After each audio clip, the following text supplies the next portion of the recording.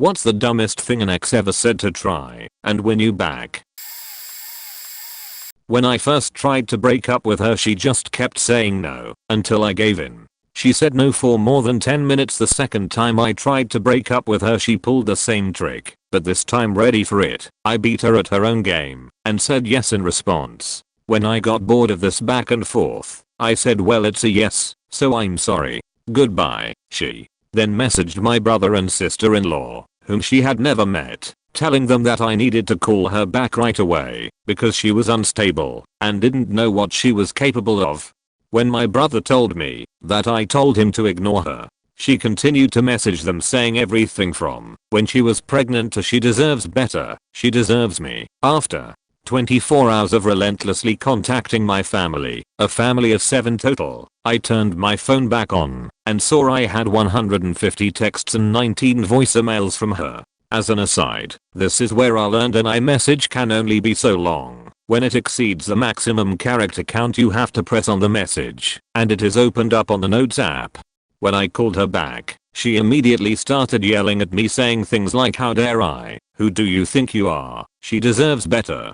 I told her I would hang up and block her everywhere I could if she didn't stop yelling at me. I called to have a conversation about why I wanted to break up with her so she could get some closure. She calmed down, and in the coolest tone I've ever heard her speak, she told me that she would tell her dad that I was physically and verbally abusive to her if I didn't get back together with her.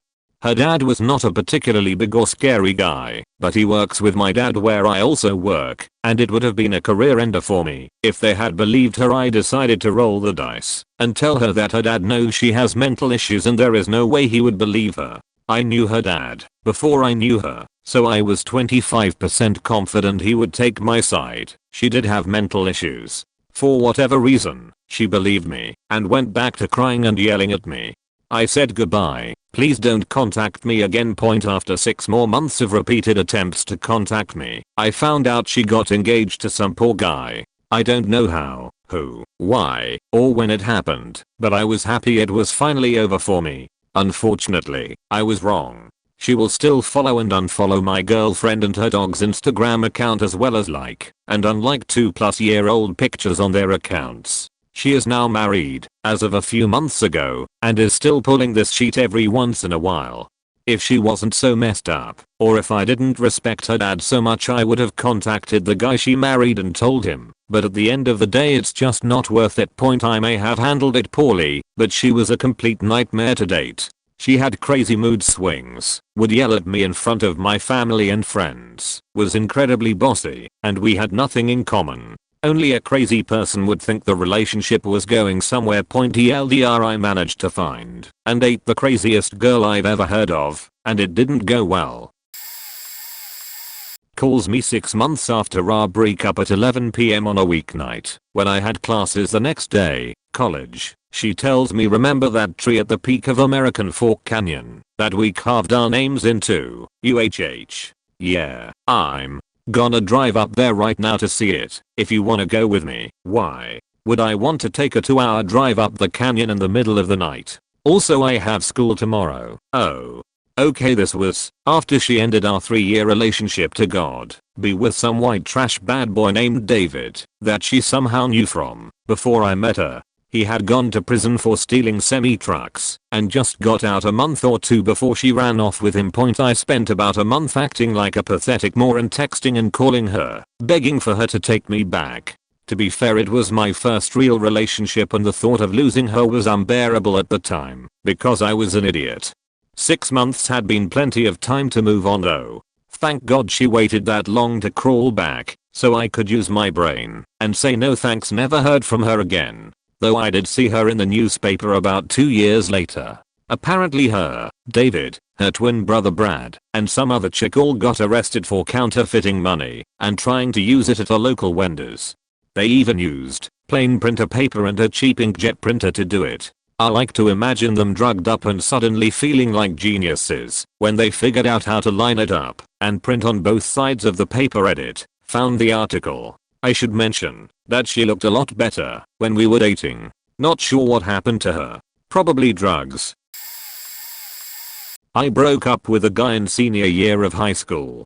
2 weeks later, he called me to tell me that he thought we should break up since he had refused to allow me to break up with him earlier, despite the fact that I said I was done. He said that if I came to my senses, he'd consider taking me back. I told him that was never going to happen, but wished him luck. The fun epilogue of this story comes 2 years after that. I logged into AIM to chat with my college best friend, and lo and behold, he logged on. I said hi and asked how he was doing. He said he had a fiancé, but that there was an issue, and asked for a favor. I asked what it was, because I was curious. He asked for a picture of my feet. When I asked why, he explained that the only way he could get off was by picturing me coming home from a long day of work on my feet, and making him clean my sweaty feet with his tongue. If he could see my feet, he was pretty sure he could get over it. I asked if he tried role-playing with his fiancée, since it was almost certainly the power dynamic he liked, and not specifically me, especially since he and I never did anything remotely like that. He said that they'd tried, but it didn't work, and it was my feet, or he couldn't get hard. He then asked if I'd be willing to boss around him and the woman he was going to marry, so that he could maybe come from Sech with her. I logged off of AIM, and have never logged in again. She tried to recruit me to be a part of a project with the guy that she cheated on me with. She was somewhat involved with the project as well. I don't know if it was a ploy to win me back or rekindle some sort of friendship. Maybe she was just stupid and thought that I forgot about everything. Who knows? She even gave me her new contact information and said, I hope we can talk soon. Get a hold of me sometime. I found it hilarious, and I called her out on it.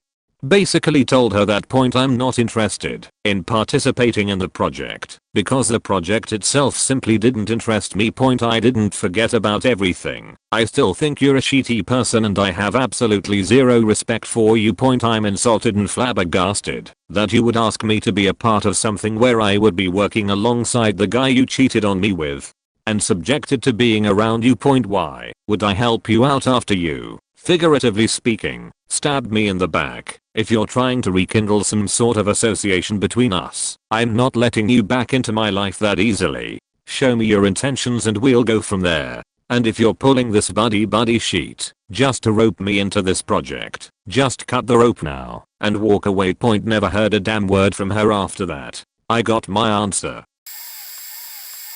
I told my ex I was getting an apartment because things weren't working out anymore. He insisted that I stay in the house and that he would find another place to live. The house was in both of our names.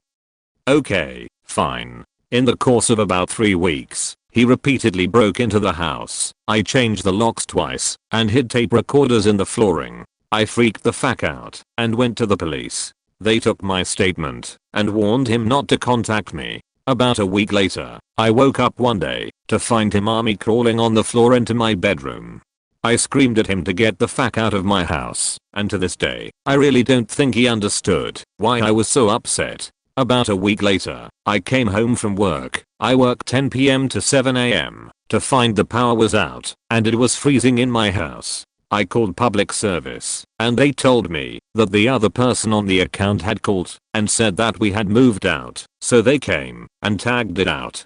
I was shaking. I was so mad. I explained what was going on, and they said that due to it being New Year's Eve the next day, they wouldn't be able to send someone out to get me back up for 3 days. I had to take my dog and my pet turtle, who lives in a giant aquarium, and stay in a hotel for 2 nights. About another week later, I'm back at home of course, and sleeping off and on. I hear something, and look outside to see my ex jumping off the back porch and running towards the woods.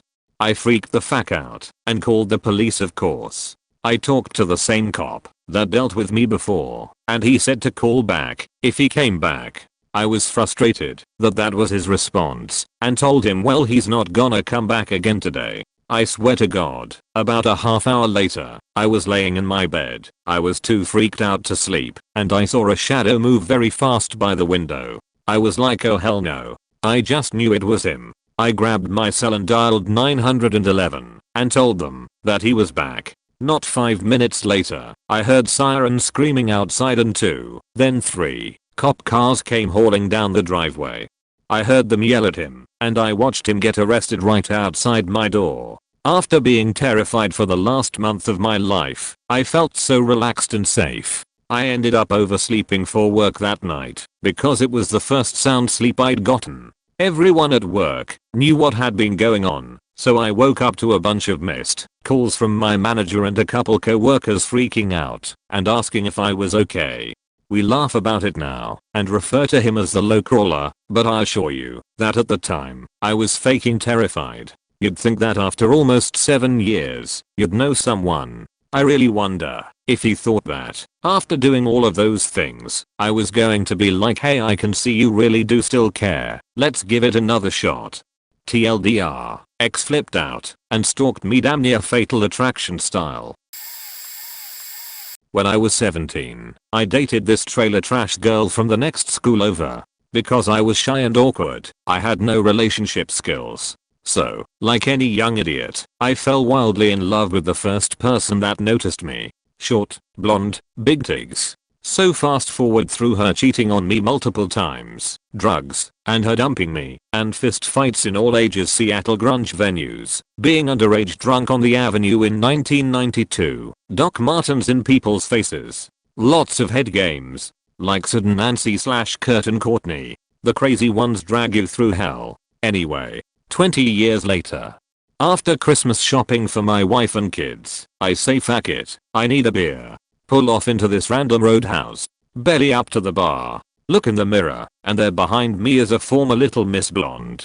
Except now, she's shaped like a fire hydrant. And has a voice like a tuba. Like if Janis Joplin and a trucker had a baby and she grew up. Because it's Christmas, I ordered a second beer. I brought it to her. I will introduce myself. She gives me a big hug. We find a table and start catching up. I have a home and a family I love. She's still single, parties, and is into bikers. Instantly, she starts talking about all the sex we had. In pretty good detail, which was flattering, sort of, yet uncomfortable. Then she asks what I'm doing that night. All these awful memories of train wreck relationships come flooding back. Shit I'd emotionally buried and forced myself to forget. Public arguments and fights, drugs, dysfunctional relationship hell. Then I think about the presents in my car, my home, my family. I finished my beer, wished her Merry Christmas, snuffed out my cigarette, got up, walked out, and never looked back. I'm super faking late, and she didn't say it to try to get back with me, but here it goes. I had a pretty awesome job, and got to travel the world because of it. We started dating while I was living in the States, and during a 5-month ongoing work trip to various countries in Europe, I flew her out to Athens, Greece, where I had rented an absolutely baller apartment just outside of the city center for the month, for us to stay in and enjoy a mini vacation. I was still working, so I would wake up early on the weekdays and head to a cafe to get some work in. Then I would come back and make her lunch, hang out, go do some activities. Then just take my laptop with me when we go to dinner and catch some more work after we are done eating. She was aware of that plan before she came and seemed quite alright with it. We then took a train to Serbia, where we stayed in an apartment in Nice to visit one of my best friends, who is a Serb. More morning work schedule, more partying, etc. Point we get back to the States. I quit my faking amazing job so I can find a job in the States. So I can live with her and help her with rent while she finishes her masters. I'm totally cool with this. She wants to travel when she's done, so I can do a year or 2 of sitting still. So we shack up in one city 2 hours away from where she's going to school. I started the job hunt in City A, got a few offers, but they weren't fantastic, so she said I probably shouldn't take them. I say no, keep looking. I get another offer, but then she's considering a school in City B, so I say no, because I don't want to accept it then end up not even moving to said city. I get a job as a security guard in the meantime, just to pay the bills and whatnot. Point I'm accustomed to working weird hours, because of my world traveling job, and dealing with time differences, so I volunteer for a lot of the shitty third shift gigs for the various places the security company serviced. Third shift is great. I get home when she's getting up, we go out for breakfast, go for a walk, hang out a little bit, then I go crash until dinner time, rinse and repeat. I can spend my 8 to 16-hour shifts applying for other jobs, studying for my certifications, etc. So it's a great setup.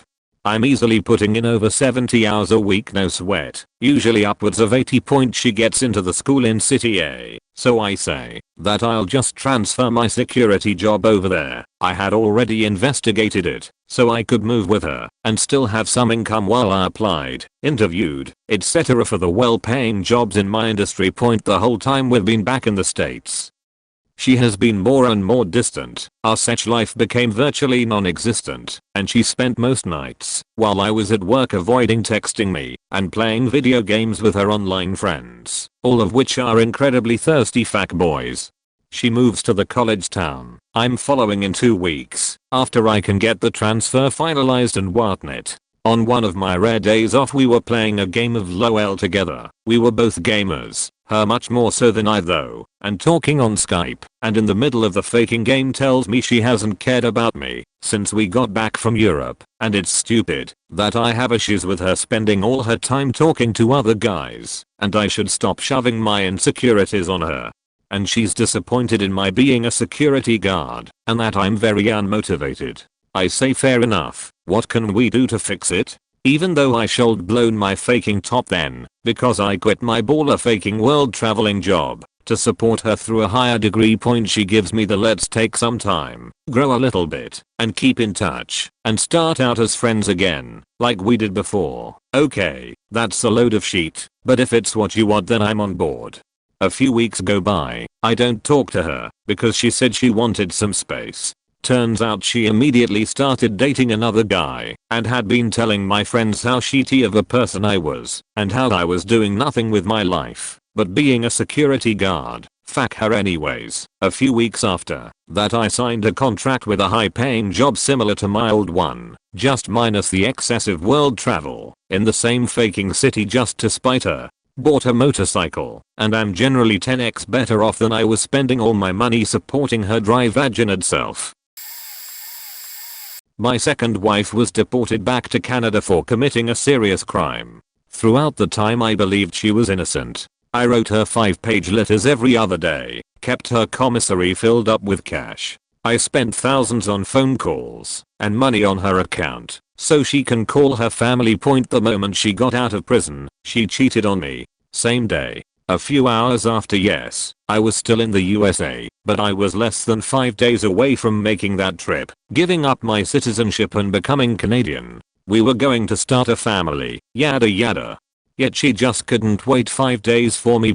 Cheating is one of my I will break up with you, no matter what situations. She didn't think that I would actually break up with her over this. So when I broke up with her over this, she demanded that I take her back because she didn't have a job and she was homeless. The guy she slept with was also homeless. She tried to take the moral high road, stating what a piece of shit I was because I wouldn't support my wife. She then threw a tantrum. You will give me money, you will take me back, and you will get over me faking other men because that's just what I want to do. You have no choice in the matter. I hung up on her and refused to take her calls. Long story short, I ended up lucking out. It turns out I wasn't legally married to her anyways. She organized a fake wedding, fake marriage license, fake-ish person who married us. According to her, she didn't actually want to get married because she still wanted to have sex with others. She faked the whole thing so I'd shut up about it. Hell, her whole I'm a sane person was an act as well. TLDR. Ex-wife cheated on me when she got out of prison, then threw a tantrum. Turns out she faked our wedding. Not said but did. Boyfriend sabotaged our protection, poked holes or tampered with a condom on purpose, and I wound up pregnant. Before anyone begins with oopses, let me continue the story. I've always been very safe. I ended up telling him there was no way I'd be having kids with him and having an abortion since I was only 22 at the time. Only made him pay half the money and he didn't argue with me, nor did his parents or mine. I knew that he had been in a relationship with a prior girl to this with a child already who had left him and moved to Michigan. I never knew the full details though, just assumed it didn't work out, but did wonder why he didn't pay child support or didn't keep in contact. Being a young adult, red flags don't occur to you as easily as an adult with some experience. Anyways, I found out from some of our mutual friends later on that it turns out he tried something similar with her and she moved away with her parents instead of staying with him. Of course, I didn't find any of this out until a few weeks after the abortion. When we split up, he didn't seem compatible with me in the long run, and he came back asking to get back together. He dropped the usual routine of love and flowers blah blah. When I refused, he asked for half the money back for the abortion, saying he needed it back. Know what the fuck? I again found out from one of my brother's friends that he had been secretly talking to his ex in Michigan and had wanted the money back to go out and fly to see her after things started going downhill with us before the procedure. They still kept in contact and the ex had been talking about it to her friend. I had to hear this from a girl who was friends with his ex and was serving me my food. What the fuck?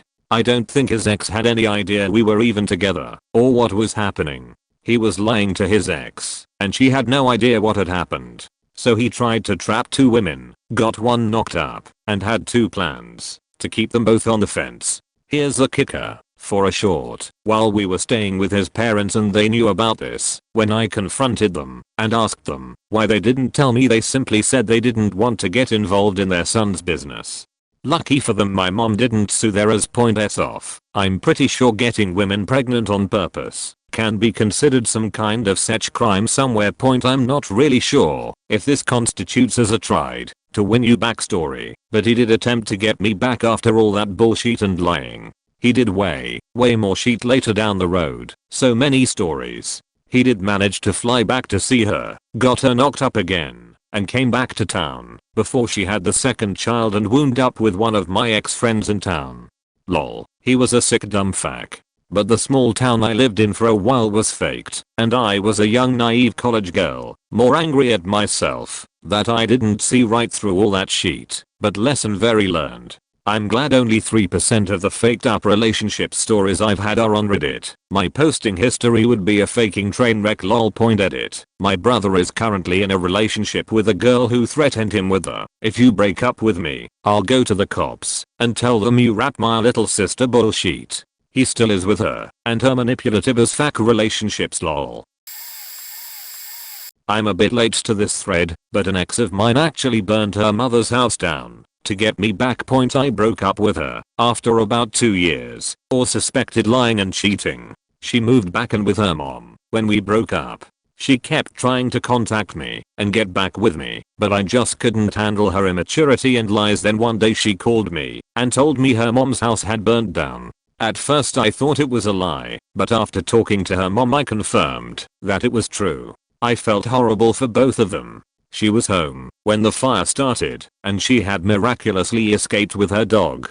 They had nothing. I told her I wasn't taking her back, but I'd help her out until she could get back on her feet. I'll let her stay with me. Bought her some clothes and essentials. I even got her a new job. Of course, since she was living with me, we ended up back together for the most part, even though I think in my heart I knew something was not right. But I guess convenience won out over what was right. And I thought I was doing what was right to take care of someone who had just had something horrible happen to them. You see, I knew what she was going through, because when I was little, around 5, my mother's house burned down, and we had nothing for a while. One of my friends at the time even told me that she started the fire, but me being dumb to the situation, I stood up for her and actually got in my friend's face. Then one day I went to pick her up from work and caught her sucking her new boss's dick in the parking lot of the job I had gotten her. I went home, packed my sheet and left. I didn't want to even be in that place anymore. A few days later her mom called me and asked me to meet her at the burnt house, where she told me that the fire department had determined that the fire had started in a trash can in the living room, and an accelerant had been used to start the fire. My ex burned her own mother's house down to get me to feel sorry for her and take her back, and she knew it would work. because I had gone through the same thing. And her poor mother lost her home and had nothing because the fire was started intentionally. The insurance wouldn't cover her. Never date a redhead. I dated a girl for about 5 months, and then one day I started looking past the gorgeous and realized she was not intelligent. Painfully not intelligent. She was book smart, but just the sheet that came out of her mouth reminded me of Jessica Simpson asking if tuna was chicken. Oddly, she looked like a skinny Jessica Simpson. I digress. So I decided that the relationship was over and I moved on. 6 months later, she calls me while I'm on a date with my now wife about 20 times. Since she did have some ties to my sister and to some social friends, I finally answered thinking there was some kind of emergency. She then starts screaming into the phone that I gave her, and standard I got tested and all, but holy shit, I went numb. So I walked away from my date, heart racing, wondering what the hell I had, and this girl goes on a rampage about how I gave her the clap. I ask her point blank how many other guys she's been with since me, and she throws out 6. You gonna judge me now? And then I calmed down and explained that the clap, as far as I knew, was easily treated and I did not have it. She explained that she had went to the doctor, got meds, and called all the men she had been with trying to figure out who gave it to her. She explained that her current boyfriend was refusing to answer her texts and phone calls. Then she says that she just wanted an excuse to talk to me and started asking how I was doing. So yay. That's my story. Number blocked. So happy every day I did not accidentally get that girl pregnant. It had been 4 years since we had dated. We broke up because she was openly cheating while I was in college and justified it because distance. 4 years later, and I'm married with a kid. My wife was friends with this girl back in high school, and my ex gets in contact with my wife to go get their nails done. The ex will pay and everything. Wife and I were planning on going out this evening anyway, so we called the babysitter and headed out. We get there, and we all sit down. Ex and wife are talking about what nail style / pattern to get when my wife gets taken over to start her nails. My ex says she needs a few more minutes to look. I, of course, am on Pokemon Go, but can see she's smiling and looking at me. I look over, and she asks what I'm getting my wife for her birthday, and I say I have a few ideas, but haven't decided yet. She asks if I have been getting her messages. I'm extremely confused. She was messaging an old email from 4 years ago that I haven't used since college. She tells me she had been messaging me about needing gift help for my wife and asks if I had gotten any of the messages on my Facebook, Tumblr, etc. I said no, I hadn't used those accounts since college. So, she asked me if she could get my number to talk about gift ideas. I said yes, because obviously there is no way she's crazy enough to do anything stupid. The first message she sends me is, send ideas for her birthday? So, I'm doing so, thinking everything is fine. Not 5 minutes go by, and with my wife sitting across from her, the ex asks if she and I could talk alone while my wife is working from home later. She also texts me saying that she's been sending me messages regularly 4 years about getting back together. I'm trying to signal to my wife that this girl is faking crazy, but they're both chatting getting their nails done. When they finish we all get up and go to the ex's car. She wanted to drive us, and I text my wife in all caps, don't read past this until we get back to our car, but she is faking crazy. I said this because I didn't want the ex to look over and see my wife reading texts explaining what was going on and then freak out.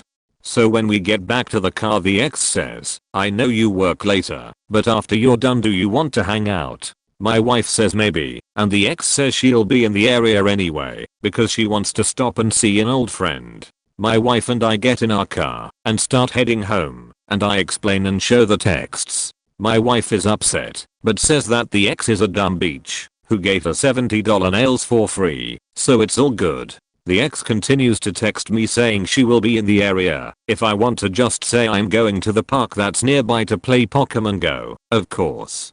My wife loves this idea and tells me to go to the park. I go to the park and the ex is sitting at a bench. She is smiling and is ecstatic when I stand by her. She starts talking about how my wife trapped me into having a baby and how she, ex, has always still loved me and that no one will ever equal how I treated her. She was crying and laughing at the same time.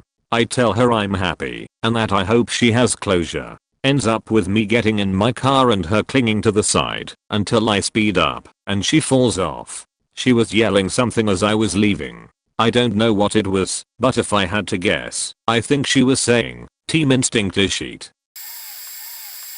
Oh Jesus, I'm late to this party, but I have some fun ones. Exhibit A, crazy militant religious dude. You're probably pregnant with my child. You'll have to stay. It is God's will that we be together, but I'm fixing up the shed in the backyard. I'm making it a home for us. Shed was in his parents' backyard. According to my sister, who kept tabs on him via Facebook, he actually married a girl and moved into that same shed not too long after we broke up. You can't just get away from me, you know.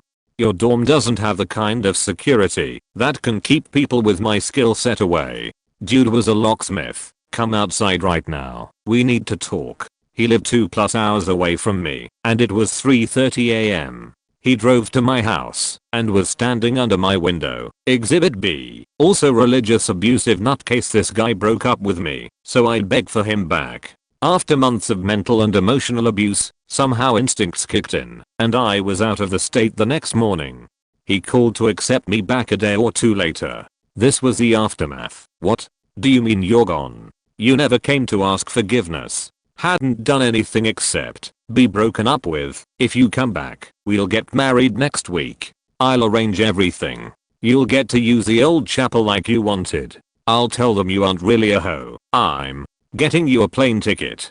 We aren't actually broken up, you know. God told me to test your faithfulness. Exhibit C. Needy foreigner dude marry me and we'll move to his home country and make lots of babies. No, you're kidding. You don't want to break up. Let's go to that Mexican place you like and forget this whole talk. My mom says if we break up I'm not invited to Christmas. Don't do that to me please. I really want an iPhone. Exhibit D. The emotionally constipated until broken up with, but I'm obsessed with you. I look around his bedroom and see you everywhere. If you leave me, I have to change everything. Now, I can never eat here again. I'm going to get the remains of this meal bronzed in our memory. I broke up with him during dinner at a restaurant. The bronzing statement was probably one of the strangest things he ever said. Yee. I knew how to pick him. Fortunately I've left all that behind, and I'm in a healthy, loving relationship now. Story time. So back in college, I was with this girl. It started after I helped her get through a breakup with her ex-girlfriend. I'm a guy and they wanted me to be their sperm donor at one point. So we date for about 8 months, and she starts telling me that she and her mom are going to be kicked out of the house that they are renting. So I help her out with money, since I had the income to do so, while working full time, taking 19 credit hours and pretty much running myself ragged. This goes on for a few months, and she starts talking about how mentally unstable her mom is, and how she can't stay there anymore. I try to help the best I can, but my efforts were mostly for naught. Now this girl claimed to be a devout Catholic, and said she wanted to wait for marriage for such, which I was fine with. No big deal. Problem comes later. So she broke up with me for the stupidest reason. Reason was I couldn't guess why she was crying her eyes out when she called me at 3 o'clock on a random Tuesday morning. Turns out, as I found out much later, that she had been working as a stripper to try to make enough money for rent, and she fractured her leg on stage and couldn't dance for a few months anyway. So she comes crying back to me a year later saying she is pregnant with twins with this guy she has been seeing for 2.5 years. Math kicks in, and I realize she had been cheating on me almost the entire time. Apparently she wasn't happy with him and wanted me to be the father. At that time I had graduated and moved out of state, and I was not about to touch that with a 200-foot pole. I tell her no chance. She finds me and starts sending me packages with her used underwear and nude pictures of her master, baiting with things like "wish he were inside me too" written on them. I got transferred to my job and I haven't heard from her since. Oh yeah. She got married to this guy and they tried to invite me to the wedding. That was a thing. Haha, I've got a few good ones from my first boyfriend, who still tries nearly 3 years later. A few of my favorites. 1. Look, I miss you, and I think we should try again. He says this a week after I left him, when he left me virtually homeless too. I know you got all that mental shit. Okay. I think we can make it work once you get a shrink. He's bipolar schizophrenic, is in and out of psych wards, and refuse to take meds for it. I've got depression and anxiety, and have been on meds for it since 10/3. I went up to Jersey to be with my ex, but all I could think about was you when we faked. I actually found out shortly that Jersey girl has his fucking kid 3. I'll beat that fuck boy's ass. Who do you think taught you how to suck dick? Forget that little beach and come back. I know you miss me. He told me this after finding out I had a new boyfriend. No, I do not miss you. Yes, thank you for the life skill. No, I'm not going back. 4. I talked to your mom. She says you're doing good. I'm not. I miss you so much. I really think we should move back in together. No, I'm not going to do that. The first time I did that, you faked me over and left me high and dry. Number 5. Look, I can get past you cheating, okay? I just love you too much. I want to make this work. I never cheated. He cheated on me multiple times. First love made me stupid. He got this idea when he, without my permission, snooped through my journals and notebooks, where I write short stories and such. He was reading fictionalized characters in fictionalized universes, dealing with fictionalized problems, like serial killing witches and occult monsters. One of my stories happened to mention a staircase. We had a faking staircase in our apartment, and came to the incredible conclusion that I was keeping a secret sex diary, detailing my crazy freaky sex life. Again, none of my short stories were even sexual. They dealt with horror themes, as mentioned above. I flipped all the faking tables when he told me this. TLDR. First boyfriend is a literal schizophrenic psychopath. Still tries to get back with me 3 years later. Says a bunch of crazy and hypocritical bullshit.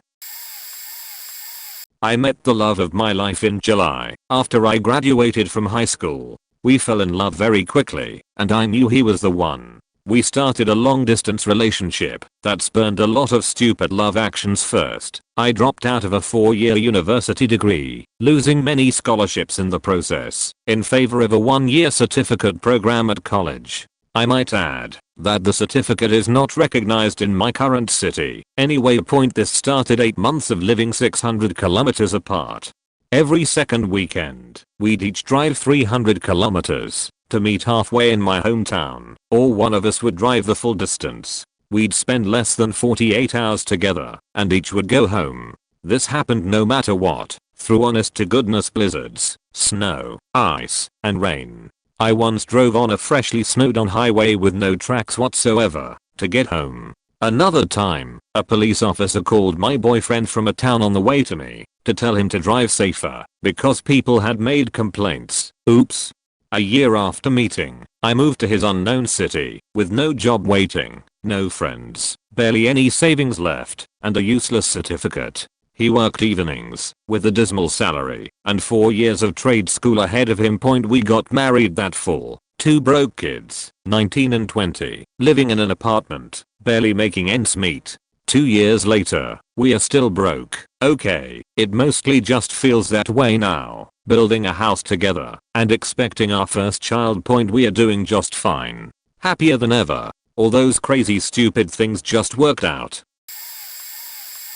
I lied about everything because I didn't want you to leave me. After a 30+ hour premeditated fake kidnapping of herself, she had a split personality disorder that she claimed she had and was supposed to be taking medication that I was completely not aware of for the 2 months we were dating. She apparently stopped taking her medication. I apparently was her cure. Stupid. This was a long distance relationship. Probably the dumbest thing an ex has ever said or attempted to grab my attention. Aside from that, an ex who verbally abused me consistently until I ignored her and shut her out of my life, and then ran a DDoS attack specifically to my home for more than 6 days straight, and blackmailed me through a recreated passport and geo-location my address, and threatened me with it. said through text message, "If you continue ignoring me, I'll ruin your life through every detail I can change about you, or report you to the police." This was a long distance relationship. She involved my real life friends and my online friends. Threatened a couple of them too. Became a very big issue point. Lastly, my third and final one will probably be I'm pregnant. The classical excuse. I was only 15 years old and her best friends were in on it, just to keep me around. Big coincidence, she got her period after she found out I was seeking school counseling. Later on in life, her closest friend became a very good friend of mine and told me how she consistently lied most of the time, especially pregnancy, to keep me around. In the Rhine Valley region of Germany exists the tradition of cutting birch trees, decorating them and putting them in front of your crush's window on May 1st, same time as the erection of maypoles in the village places. The trees usually stay until June 1st. They are usually vibrantly decorated with bright papers, and often with a heart and the name of the beloved person who is the recipient. I broke up with my ex about 6 weeks before May. I received a decorated birch tree that year. At first, I thought it was by my ex, who was very clearly not accepting the breakup, yet, just that it wasn't. It was put up by a boy from a neighboring village, who had a crush on me, which I found very flattering and nice of him. I politely declined his advances, though. I was not interested in him romantically. It was a beautiful surprise. Nonetheless, morning of the 2nd of May, I look out of my window, find my tree mutilated and cut into pieces and the heart is smeared with edding scribbles. I go read them. My ex had the nerve to write all over the heart how he is the only one for me and no one can ever be as good. He must have stalk visited or got word of the tree somehow and decided to destroy it out of jealousy. I was furious. It was such a nice gift and he had to destroy it. Needless to say, this did not really help to bring his point home. He left after things had been south for a year or so. We'd been together 3 years and I sacrificed a lot just to stay in same city as him despite having a job offer out of state. I was relieved when he left, since I was too insecure to do it myself and was ready to move on with my life. He took our cat, which I adored. It hated him, but I accepted the sacrifice. He already hooked up with like 5 girls within a week, a faking week of leaving me, and then ended up marrying some girl he within 4 months that he claimed was an old friend that he recently reconnected with. Actually was a Tinder fling. He'd still call and try to keep in touch, and I warned him he barely knew her and should have taken our breakup as a sign that he needs to work on himself instead of going on the rebound like this, only to already be getting married. But he was like, "Aren't you happy for me?" And I just wanted him to stick elsewhere, since he was already showing signs of wanting back with me before meeting this girl. So I just acted like I'm happy for him. Probably a couple weeks into the marriage, he's telling me his new wife doesn't care for him like I used to and barely does any housework and would actually physically abuse him. She's an alcoholic. One of the very reasons he left me was I was sick of cleaning up after him and acting like a housewife to his lazy ass, and I started coming out of my shell and expressing this to him very often, not to mention the emotional and physical abuse he put me under. Karma was waiting for this asshole, and he was getting a good dose of it. So he calls me one day and straight out says, "I don't know if I'll be able to hold much longer with this girl, so, keep yourself open." He was seriously expecting me to not even move on with my life and still cling to the possibility of being with HM despite the fact he faked several girls since leaving me and was now married. I can't imagine where anyone gets the nerve to say something like that. We met up a couple times after. I know all my girlfriends tell me I'm too nice, and he constantly probed if I was seeing anyone. I mentioned that I'm not ready yet but will try to get back into the game in a couple years or so, to which he started pouting and getting upset, telling me, "You're making me feel bad telling me you'd actually be with someone else. Motherfucker, you're married." Did I forget to mention he always was also sexually frustrated with me? I would turn it down often because I knew I didn't want to be with him and didn't want to risk getting pregnant regardless of protection and a pill. I'm very paranoid. Well, his new wife was much more loose than me and she ended up pregnant. So yeah, he's stuck with that now. Ouch, karma. This is a very weird situation, so I'm going to try to make it make sense for you. So my ex had this weird thing where she was ultra competitive with her best friend slash roommate. She would never discuss grades or marks or anything in any classes with her best friend roommate, and it was the weirdest thing. Everyone else would discuss marks, but these two would just be awkwardly silent. They would never discuss what they wanted to do for careers or anything. Her reasoning was that she wanted to get into medical school, and if she told her best friend slash roommate about it, then she may have competition for a spot in medical school. So my ex came up with this idea to start a club at our school to strengthen her application. However, she refused to tell her roommate slash best friend about it because of the competition thing.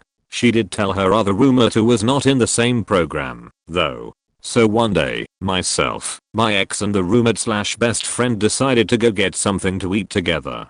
During this meal, I made a joke and said that we should get mugs or sweaters made up for the club, just as a little fun idea. Bad idea point. As soon as I said this, she went silent and refused to talk to me. The silence continued until we all finished our meals and they got into my ex's car and drove home, and I got into my car and I drove home. Upon arriving home, I looked at my phone to see 15 plus angry texts starting from breaking up with me to suicidal I don't want to be here anymore texts.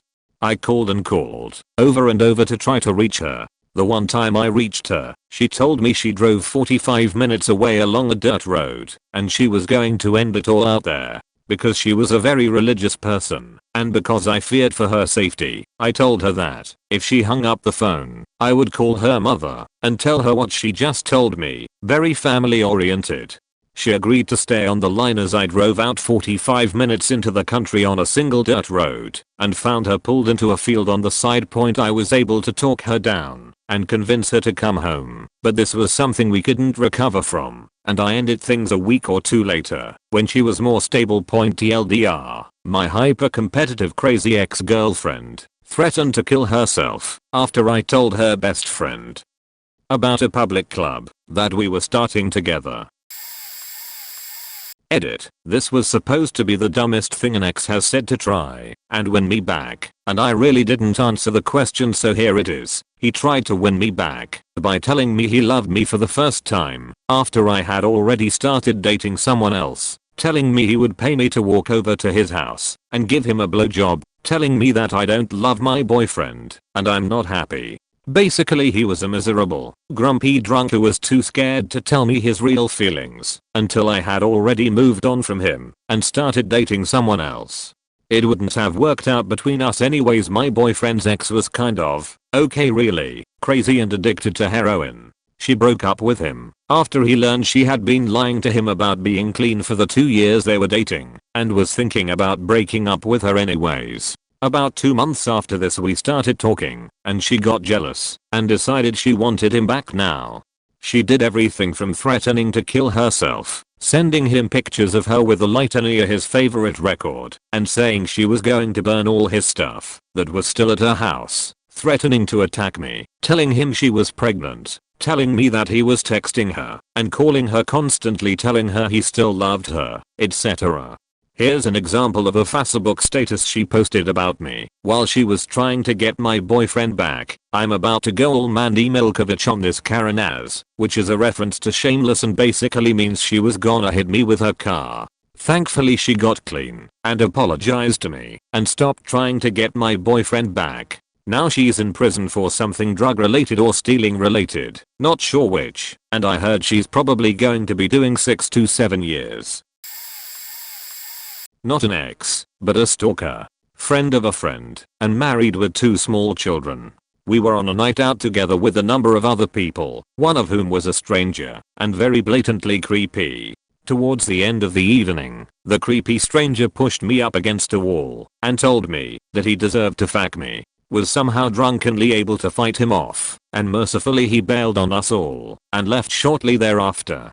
But the only other female in the group was suitably spooked by him that when she had to leave to resume childcare duties, she insisted that the aforementioned friend of a friend, seemingly a comparatively normal individual, ensured that I got home safely and gave him my home address. He took me home, put me in my bed, then proceeded to have sex with me while I was unconscious. Did seriously consider reporting it, of course, but my knowledge of the legal system is relatively robust.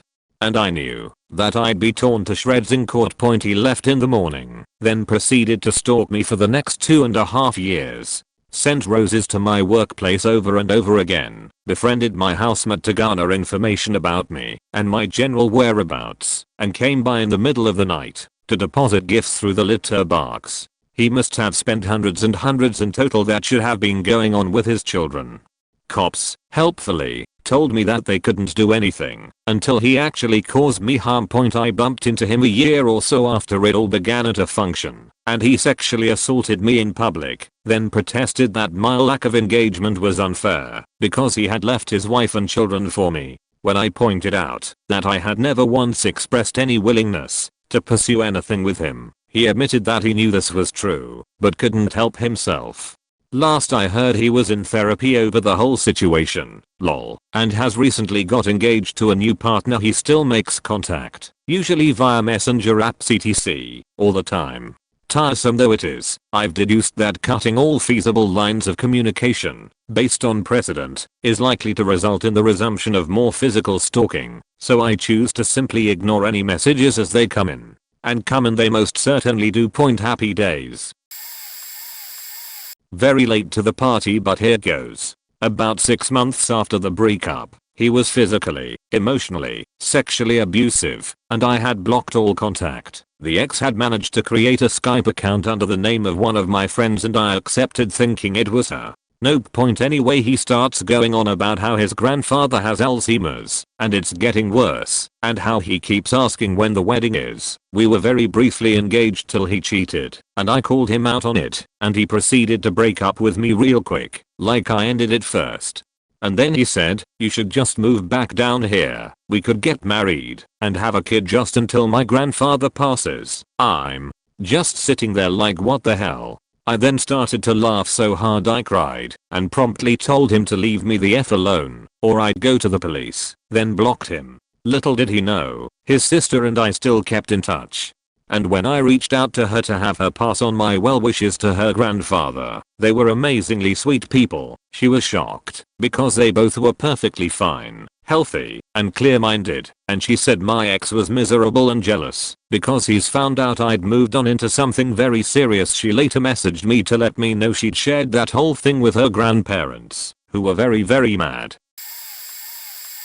I was about 15 over 16. My mum worked with his mum and brother at the primary school we both went to as kids, and he lived 30 seconds down the road. Anyway, he was a dick. I was a virgin, kind of wanted to have sex, but said no, because I was scared that I was too young etc. He took that decision out of my hands. He said he wanted to try SM/bondage, and I'd said maybe one day, but we hadn't agreed to try it, hadn't set up safe words etc. Just one day he started strangling me etc. during sex. He'd force me to go on top, even though I made it explicitly clear I was too embarrassed/nervous/shy/self-conscious. Then he started a strike system. Every time I did something he didn't like, I'd get a strike. Every 3 he tried to make me suck his dick. Like, holding my nose shut and prying my mouth open with his hands. Boy was he shocked when I bit him as hard as I possibly could. Anyway, I was too young and scared to do anything. I thought that it was normal. Until he started getting physically abusive outside sex. His excuse, when we broke up, I read it in Cosmo. I thought that was what girls wanted in sex. Then weeks of messaging me about how depressed he was, how he was going to drink bleach. He got with a girl and messages about how much he didn't want to be with her because he still loved me and she wasn't a patch on me etc. He never apologized for what he did or admitted he was wrong in any way. Edit. TLDR, my abusive ex tried to win me back by saying the only reason he abused me was because Cosmo had told him it's what women want. So I know I'm late, but I have to tell a story from high school. I dated a girl for about 2 or 3 months, and things were going pretty well. Well enough that people would ask one of us about the other in casual conversation, you know? So we went out to dinner and a movie one night. Nothing big, but on a high school budget. It wasn't cheap. Now, she had always been adamant about splitting the check for whatever we were doing, because I didn't own her, and she didn't want to feel like she owed me anything. That was fine with me. But at the restaurant, she told me she didn't have her money with her, but she'd pay me back when we got back to her place. I told her it was fine, she didn't have to pay me back at all, but she insisted. The date was mostly fine, but she seemed quiet, like I had done something wrong. We drove back to her house after the movie, and she said, "Hey, we have to talk." Ugh. So she goes on and on about how different we are, and breaks up with me, and goes inside, and I figure that's that. I was really stunned, and took it kinda hard. Monday morning at school, she comes up to me, and says, "Hey, I'm sorry. Can we go out again? The reason I broke up with you is because I didn't actually have the money, and I was embarrassed." I said, "What? Really?" A, that's terrible. I was really hurt, and B, I told you it was fine. You didn't have to pay me back. She's all I'm sorry, and crying, so I agreed that we could unbreak up. She just needed to be honest with me in the future. Later that week, one of her friends, obviously not a good friend, told me that the real reason she broke up with me is that her ex was back in town visiting. He had moved away, which was why they broke up, and she wanted to get back with him. So she made up this whole scenario about not having the money, so that she wouldn't feel bad breaking up with me. He rejected her, so she came back to me. Obviously I broke the date, and told her not to call me anymore. Things that make me feel less shitty as a human being. So I had a girlfriend that was so confident I wouldn't dump her that she just took off her clothes and got in my bed after I told her, "Look, I gave you 3 weeks to find a place to stay. Time's up. Get out of my apartment. If you don't leave, the cops will remove you." To her absolute surprise, the cops removed her at around 5 am. 6 or 7. She called me crying from the front steps. She just wants to talk. I'm not a heartless monster, so we talk. She apologizes profusely for all the cheating, manipulation, and overall cheat behavior. I tell her she's going to be okay, just treat people better. She thinks that's her in. Let's just go upstairs, okay? Wobbly puppy dog eyes, lol, no. I very gently decline and tell her the days of staying with me are over, but we can talk anytime. The remorse evaporates like drops of PGA on a red hot skillet. Her face looks like an agitated Wolverine as she curses me like a sailor with Tourette's. Yeah. Kicking her out was the right choice. The little narcissist even had the gall to send a list of demands through a mutual friend she started staying with later that day: toilet paper, soap, shampoo, etc. I laughed and sent a few things with the guy. "Are you some kind of Buddhist?" The guy asks, sort of. "Not really, just glad to have the little sociopath out of my life." That's one way to drop the naive trust of youth. She started a relationship with someone that didn't know I existed. Broke up with me. Then called me to get back together, saying she'll be the freak I always wanted. We can have 3 and foursomes with her friends. I can tie her up. The whole 9 yards. I took her up on it. She did follow through. Was the most awesome, most faked up sex I've ever had. Then she dumped me for a woman twice her age that convinced her I was her pimp and she was my sex slave and she needed to be liberated. Then she proceeded to try and tell everyone I had enslaved her and forced her to have the most depraved sex ever. She got white knights to try and come to her rescue while she was in this relationship with the older woman, mind you. I got into no less than about 4 fist fights because these guys came to punish me for what I did to her. Funny thing, all these guys thought she was going to be their girlfriend and that's why they were coming to her rescue. Out of the 11 guys that came to beat my ass, only 4 couldn't be talked down and convinced they were being played. I got a new job, moved to the other side of the country, and, well, life went on. I finally found a wife and we were having our first kid. Somehow she found out and got hold of my wife and told her that she and I had been in a multi-year torrid secret affair and I was the father of her 4 children. My wife knew I had a crazy ex, but she didn't realize how bad. The woman even threatened to send all the kids to live with me. My wife finally told her that we'd do a paternity test, work through the courts with lawyers, and she said, "Oh yeah, we can afford lawyers," and if they were mine she'd file for full custody and have her parental rights stripped. My ex freaked out all over my 7-month pregnant wife and my wife calmly said, look, I won't get into some stupid low trash hoe fight with you because that's you, not me. After this call I'm telling the police you threatened to kill my unborn child. I already carry a gun all the time. If I see you, I will just shoot you and put you down like the used up dog that you are. My wife hit record on her phone. After she said that, my ex went off and threatened to kill my wife and cut out her unborn baby and eat it in front of her. Got a restraining order that day. Divorce wasn't final yet. She asked for it, but she'd been dating a few guys in the 4 months since we'd started the process. We were still living in the same house since we owned it together and were trying to sell it. I had not been dating anyone, not because I'm some chaste adherent to the bonds of matrimony, but I just knew it was a really bad time to start a relationship. Point anyway, she spoke loudly on the phone with the other guys she was seeing so that I'd overhear, but by then I'd gone full zen. Unfortunately, none of those guys wanted to jump right into paying for all of her stuff the way I had been. Then we told her son that we were splitting, and he fell apart. He was 11, so one afternoon she came to me and says, I shit you not, so what do ya wanna do? What? I knew what she was talking about, but I still couldn't believe it. We were 4 months into this mess and she'd been going out of her way to treat me like shit for its entirety. What do you want to do about us? Oh, we are too far along now, kiddo. There's no going back from this. We sold the house a month later. I figured out she'd stolen thousands from me during our time together. My fault, really. I'll let her handle the bills. She stole one of my pistols when she moved out and told people I beat her and was a pervert because I watched porn.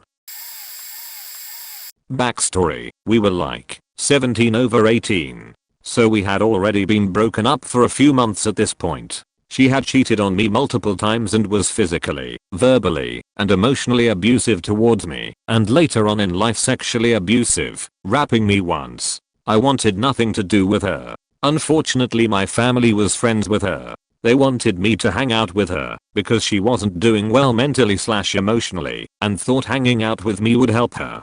I hadn't told them really anything about the abuse because the reason she gave me for the abuse was I wouldn't hit you if you stopped doing drugs like a loser, and I didn't want to admit to my family that I was an addict. Anyway, I eventually gave in and agreed to hang out with her for a day against my better judgment. Point story. So we were hanging out in my room, just watching shit on TV and talking. Things were going better than expected so far. I was even starting to sort of develop feelings for her again.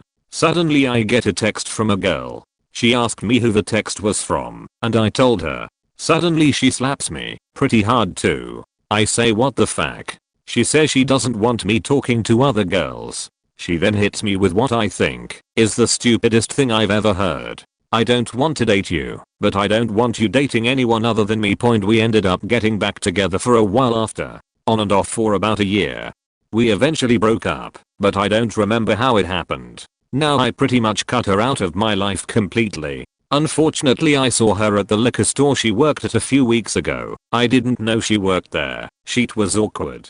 She messaged me on Facebook later that day and wanted to reconnect. I told her no, fuck off. I've been in a solid relationship that I'm actually really happy in for about 2 years now. I'm not doing anything that could even possibly fuck that up.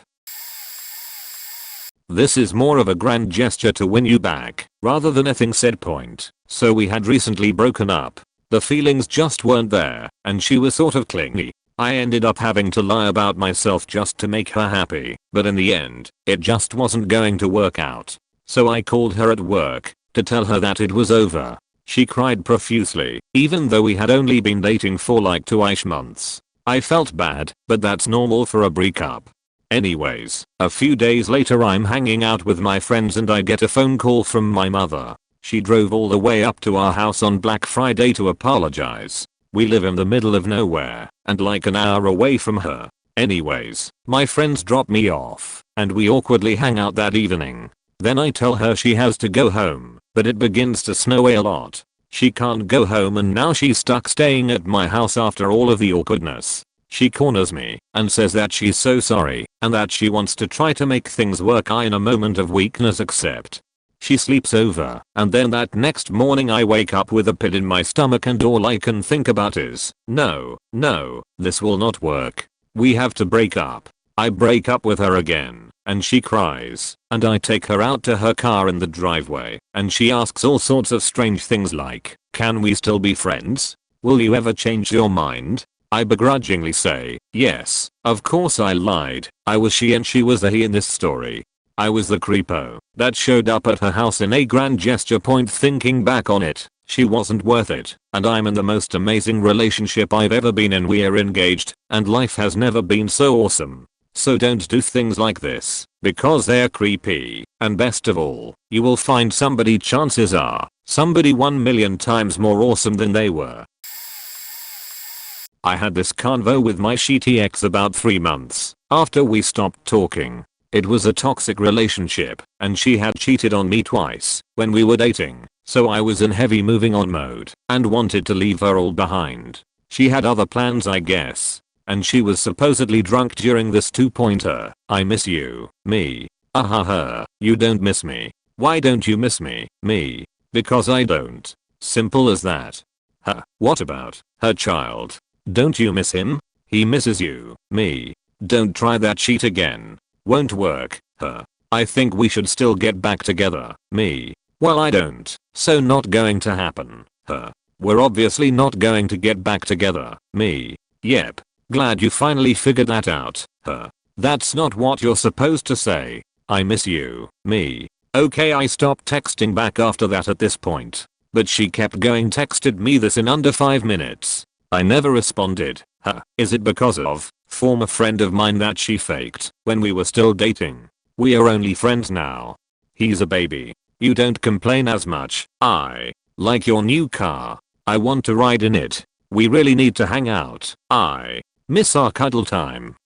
You got a lot better at sex the last time we had alone time. This is why we need to hang out again. Her child is getting big. He can say more words now. You really need to see him so you can see how big he's gotten. Did you fall asleep?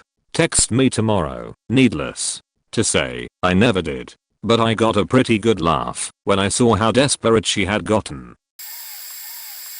In high school, the guy was 20 and I was 16, and he was getting creepy. Yeah, I know.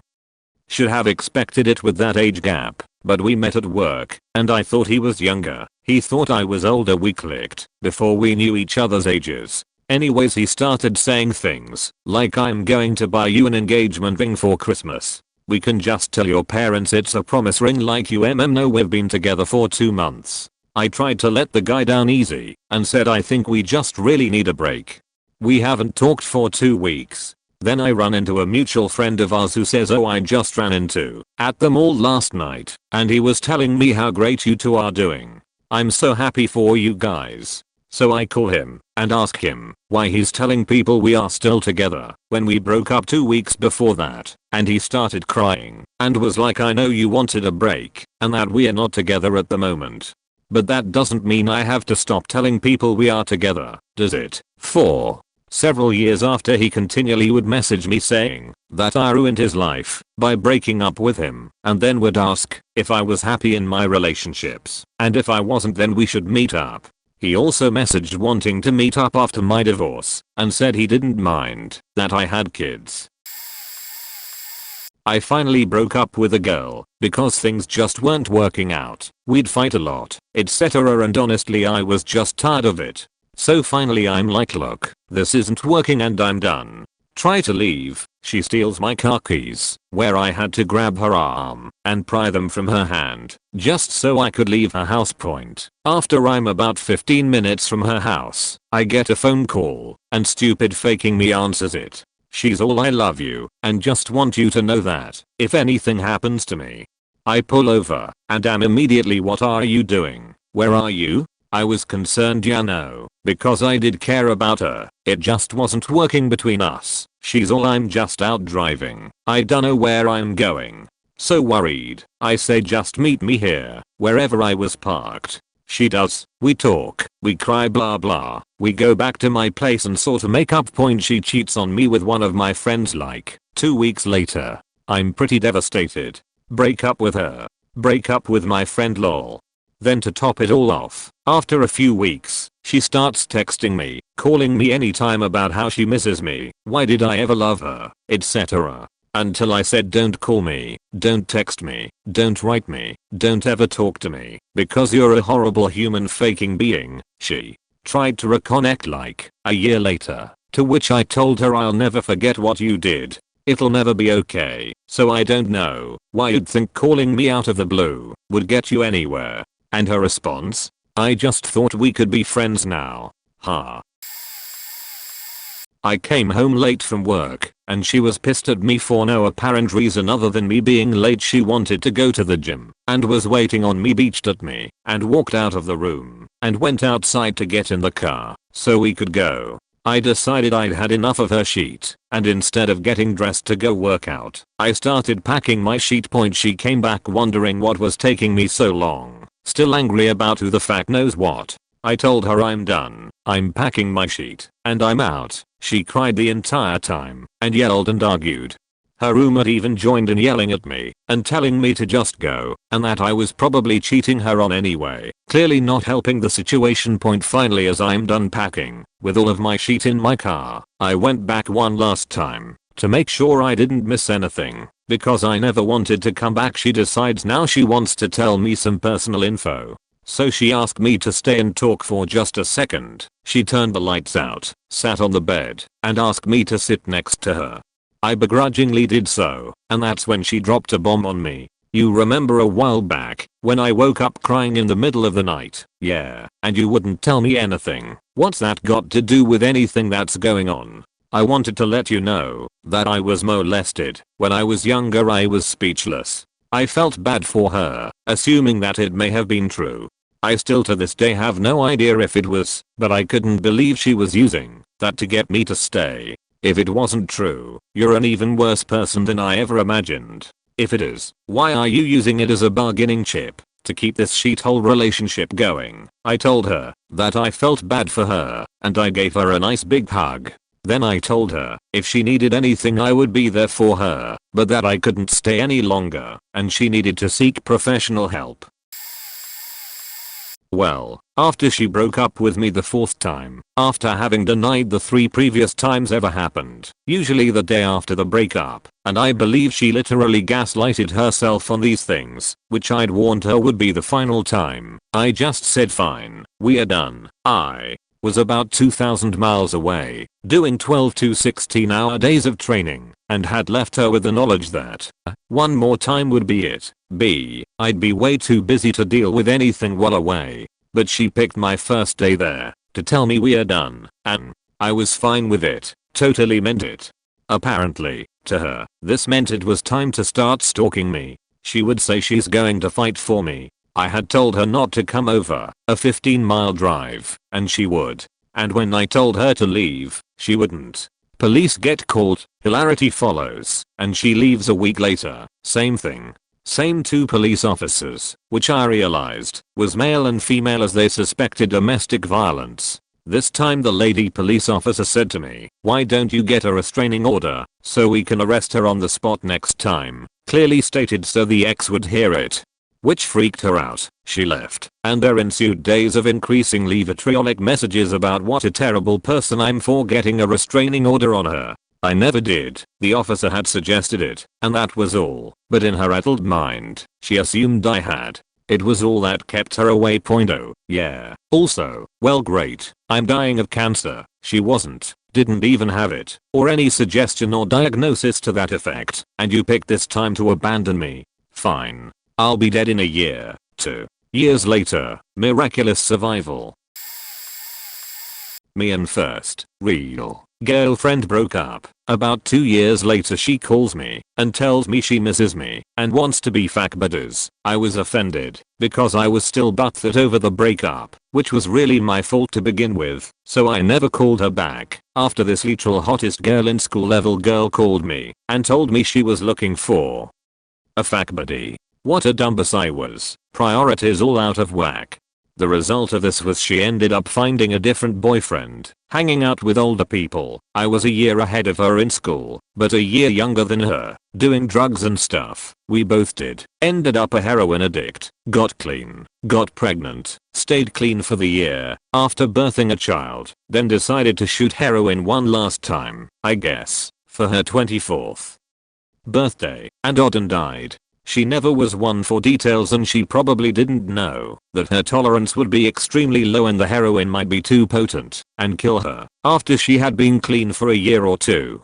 If I had just called her back in high school and taken her up on her offer, we might still be together today. The very end of this story is I hadn't seen her in years, and a few weeks before she ended up dying I was out on a motorcycle ride alone out a highway that leads into the country and stopped at an isolated side of the road gas station to take a break and look at my phone / change my music. Point, I was parked in the lot in view of the pumps and these two girls in a car pulled in for gas. As the station attendant pumped the gas, the girl in the passenger side seat was looking at me smiling / flirting through the window, and she waved at me as they were pulling away. It was her, the first girlfriend who I hadn't called back. Point, so the universe put her in front of me and had her wave and smile at me one last time before she died. She didn't know that it was me on the motorcycle because I had a full face helmet and gear on, and I didn't know it was her in the car until they were pulling away and she waved to me and I got a closer look. Point, just one of those things, I guess. There were other coincidences with me and her, like our moms both had the same type of serious illness at the same time. She ended up dating / doing drugs with my best friend's former best friend, completely separately meeting the two of them, me meeting my new best friend, her meeting his old best friend, and starting a relationship that had a lot of drugs involved. Seems like there's some odd order to the universe even at the level of human life events. My boyfriend went home for Christmas to be with his family for the holiday. We were living together and had just moved to Southern California from a Midwestern state. I couldn't afford to fly home as I had quit my job so he could move out there for his work. He told me that if I wanted to see my family for Christmas I should have gotten a new job sooner. After he came back from his month of holiday vacation, I got a text message from an old friend. Yes, the tool took a month off work, but couldn't bother to spend a half a week's pay on a plane ticket for the guy who had uprooted his life for the D-bag's career. I hadn't communicated with this friend in a while, and apparently my boyfriend had told this guy that we had broken up and he was single again. The guy was pissed at being manipulated into betraying me after he saw a few weeks of my boyfriend's brunch selfies with me. Point. So he sent me screenshots of my soon-to-be ex's flirting and then arranging a hookup with him. The screenshots showed that all the while my boyfriend was very strongly hinting at wanting to date this friend. The final screenshots were the morning after texts, and they were as descriptive of the previous night's activities as they were desperate for a relationship with this guy. Point, when confronted, the boyfriend denied sleeping with my friend, told me I was being paranoid, and accused me of probably doing the same while he was gone for a month. When I pointed out to him that I could hardly do the same if he hadn't done it, and then showed him the screenshots my friend had sent of their conversation, he just kept insisting he was innocent. It took him a year to admit via text that he'd lied to me, and then he told me he was single and wanted to give it another try. I thanked him for the apology and then sent the screenshots of that conversation to the guy who kept popping up in his Facebook photos, the one he was going out to brunch with every Sunday morning. I'm happy to say that I haven't been troubled by the bastard again since. Way old and likely to not get seen, but I don't know if I've ever written this all down in one place before. Point. When I was a junior in high school, I had my first relationship. I was 16. It lasted 3 weeks. That summer, I met a girl on Zanga. Ugh, I cringed just writing that, and we started talking just before senior year. She told me she loved me, and I told her I loved her. Parents didn't approve. Friends didn't approve. This was like 2004. I didn't care. I was in love with the first girl who I thought really loved me. I was stupid as shit. Point. We ultimately were together just shy of 2 years. All of my senior year and all of my freshman year of college. It annoys the piss out of me to think of all the social shit I missed out on. During our time together, she kissed another guy once, claiming it was an accident. and told me of another guy she nearly left me for. She kept talking to the guy she nearly left me for quite a while. Told me that anytime I objected to it, I was forcing her to choose, and it wasn't fair. Meanwhile, if I even mentioned another girl, she flat out told me she didn't trust them. Again, I was dumb as fuck. Right before she ditched me, she got a job. The background here was that she was basically a school dropout and essentially spent all her time at her house with her sister and her dad. The benefit of hindsight basically tells me that she dated me because I was convenient. I was there. The minute she got a job, she started telling me all about the people at her work, including guys, and I took it in stride. Cool. She has a job and is making friends. Awesome. Again, dumb as fuck. I started to get suspicious, but kept it to myself because I didn't want to be that guy trying to trip up her newfound freedom. But my instincts were right, and she confessed that she kissed the male coworker she told me about, and that they felt each other up. Her exact words to me were, "Well, I could have kept lying. You should be glad I'm telling you the truth." I was not glad. Unfortunately, I was still dumb. I let her basically drag me along for a few more months, until I met my rebound. That didn't last long, but was long enough to get her out of my system. Unfortunately, loneliness in college let me relapse into talking to her a few times before ultimately cutting her off.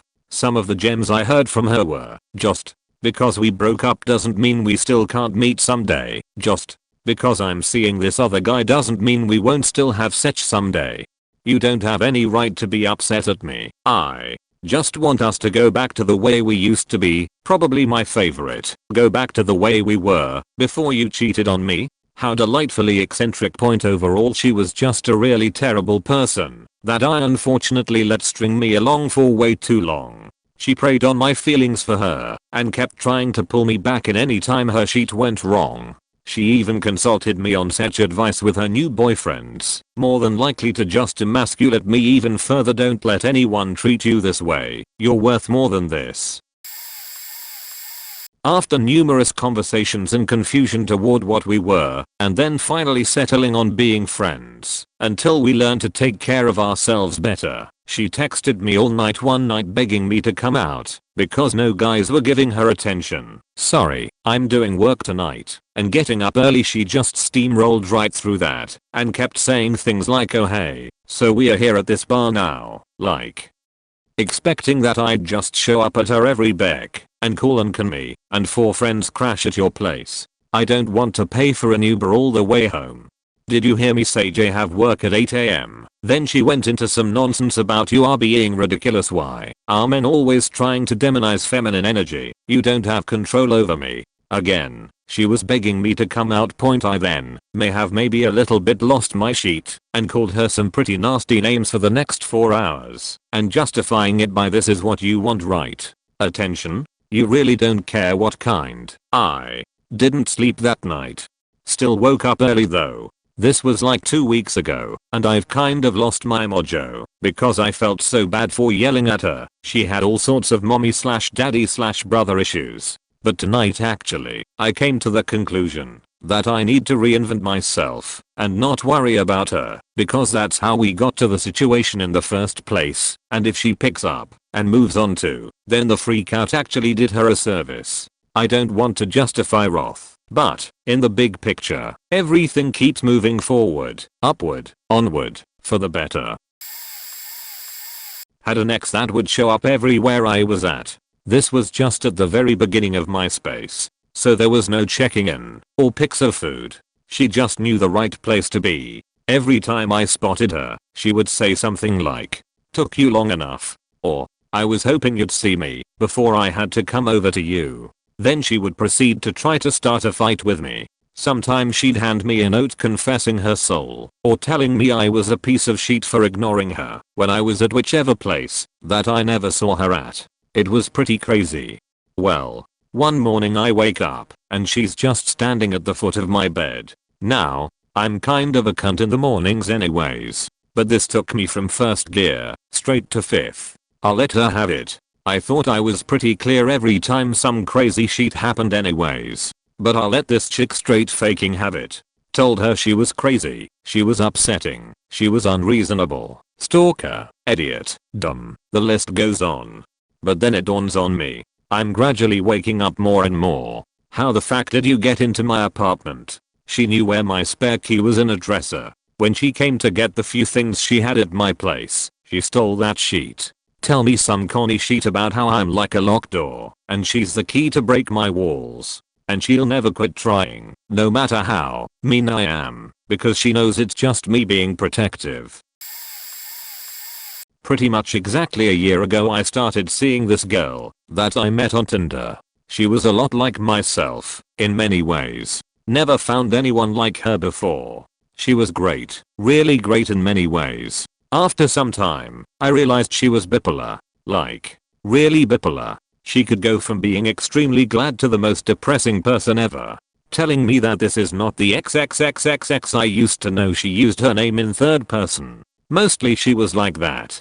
She did not remember the happy person she used to be, but sometimes she had these moments where she said XXXXX is back. Me, as a person who has lived a tough life, where unstable mood/temperament wasn't an option, else I would probably have gotten beaten up pretty hard by my dad. It was really difficult to understand how a person could change mood so rapidly. When she was at the extreme bottom, not suicidal, but not far from it, I couldn't do anything to get her on a better mood. It was impossible. She could be upset for an entire day, but she had this thing while running. She loved running. So sometimes when she was really upset, and I tried my best to cheer her up and make her happy, she just had to go for a run. 30 to 40 minutes later, she was back, and she had found herself again. I was like, what the fuck?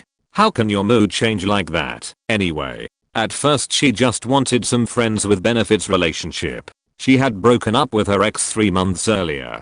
Then she got to know me, and really liked me. But one day she made the decision that we had to go separate ways to find ourselves. I was a bit sad, but I really understood what she was going with. So we broke up and moved on. A week later she contacted me, saying that there is this girl that really loves you and wants to be part of your life. I was like, but how can you keep changing your mind and mood all the time? You haven't found yourself yet, since that is a process which takes years for most. Take your time to take care of yourself.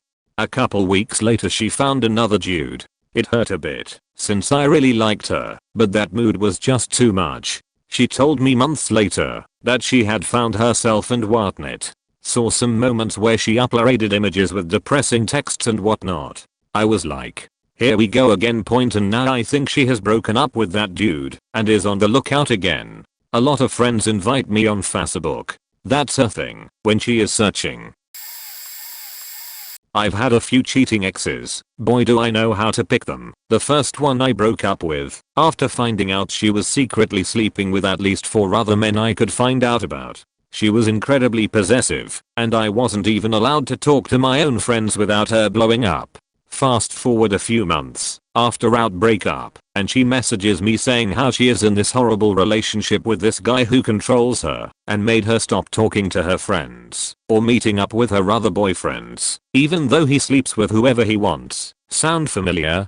She apologized for how she treated me and begged to get back together so I could heroically fend off this monster and rescue the damsel in distress and return her to her old life. I simply replied, can't do it. My armor is in the shop being shined. And never spoke with her again. My next ex I was caught cheating and immediately dumped. She didn't seem to faze as she ended up moving in with the guy. I finished my master's thesis and decided on a change and moved overseas. Just over a year later I decided I'm going to come back home to visit friends and family. Somehow word leaks back to my ex, and I hear that she is spreading rumors to my friends that she is pregnant and I'm the father. Well, I've been out of the country for over a year and I'm not even back yet. So either I have the power to impregnate people from the other side of the world, or this is a seriously misguided and desperate attempt to trap me. Either way I come back, and she's not happy to see I've lost 40 kilograms and seem to be successful and starts spouting the same old he meant nothing to me. You're the better man. Please take me back and give me the life I deserve. She proceeded to stalk me for the rest of my trip, turning up at restaurants and events I happened to be at, but haven't heard from her since I left the country again. Not quite the same, but I'ma do it anyway. Point: I was once together with this girl, and she was my first real love. I was a confident guy, and she was a pretty quiet girl. We went on just for a year in total, because of the following. We had a party thrown at our flat we lived in, and it was a good night. I drank a little too much, and I went to sleep at 3 o'clock, when people were still at our flat. What I didn't know until 6 months later is that my girl ended up sleeping with this other guy on our sofa. So he wasn't there. When I woke up, we carried on like normal for 6 months. My girlfriend's friend then texted me that she couldn't do it anymore and told me the whole shebang. I quickly asked my girlfriend and she didn't deny it. I told her to get pho, but she came back in the night and we made up, and I took the decision to give her another chance. 6 months later I discovered my girlfriend with the same guy in our bed. Here I learned they never stopped faking after the first time. Point: kicked her out on her ass. And she says, baby, take me back. He was no one important, and he is poor. What the fuck? Later I didn't feel as confident, so I ended up sleeping with both sisters to my ex. Separate occasions, sadly / gladly, and the best friend who snitched on her. I don't dare relationships after that. This was 4 years ago. But damn, she was a stupid bitch. I'm sorry I murdered your pet. Please give me a chance to win you back. She succeeded in winning me back. She then left me for another man 3 months later. I asked for a chance to win her back. I'm sorry for not trying hard enough. I had no idea. Please give you a chance to win you back. I realized that although I tried so hard to win you back, I wasn't in love with you anymore and shouldn't have. You don't deserve a chance. Also, my new boyfriend banned me from talking to you, so goodbye. Boyfriend later comes to my house threatening me with the biggest melee weapon. He ditches the weapon and calls the police on me saying I'm on drugs. She vouches for him that there was no weapon. He grabs her and says, let's go, babe. He smirks back at me as he grabs her ass. The cops tell me to get back inside my house and never bother him or her again unless I want to be slapped with a restraining order. It looks forced the way she vouched for him and was happily yanked away. I know she's being controlled. She admitted that he convinced her to leave me by slowly whittling down her faith in us, but she has feelings for him and she deserves to be happy. Point: she's not strong-willed and falls prey to manipulative people, but I still loved her and was a great influence. I helped her stay sober for so long. He's a hardcore alcoholic and gets her drunk every night, which could explain her behavior. I wasn't fun enough. She goes between contacting me, saying she needs space, and bitching at me. I can't block her, because if I do she harasses my friends. She already cost me an important friendship when my battery was dead for 6 hours, and she thought I blocked her. I'm terrified of getting attacked, and can't bear to see them make out, which I know he'll do, just to be a dick, so I can't go to the concerts of bands I like that we used to go to. I'm freaking miserable, all because I took a girl back when she begged on her knees for it. Moral of the story: don't do it, man. You'll just get hurt again, and it'll hurt 10 times more than the first time. Point: TLDR, it was a fantastic birthday.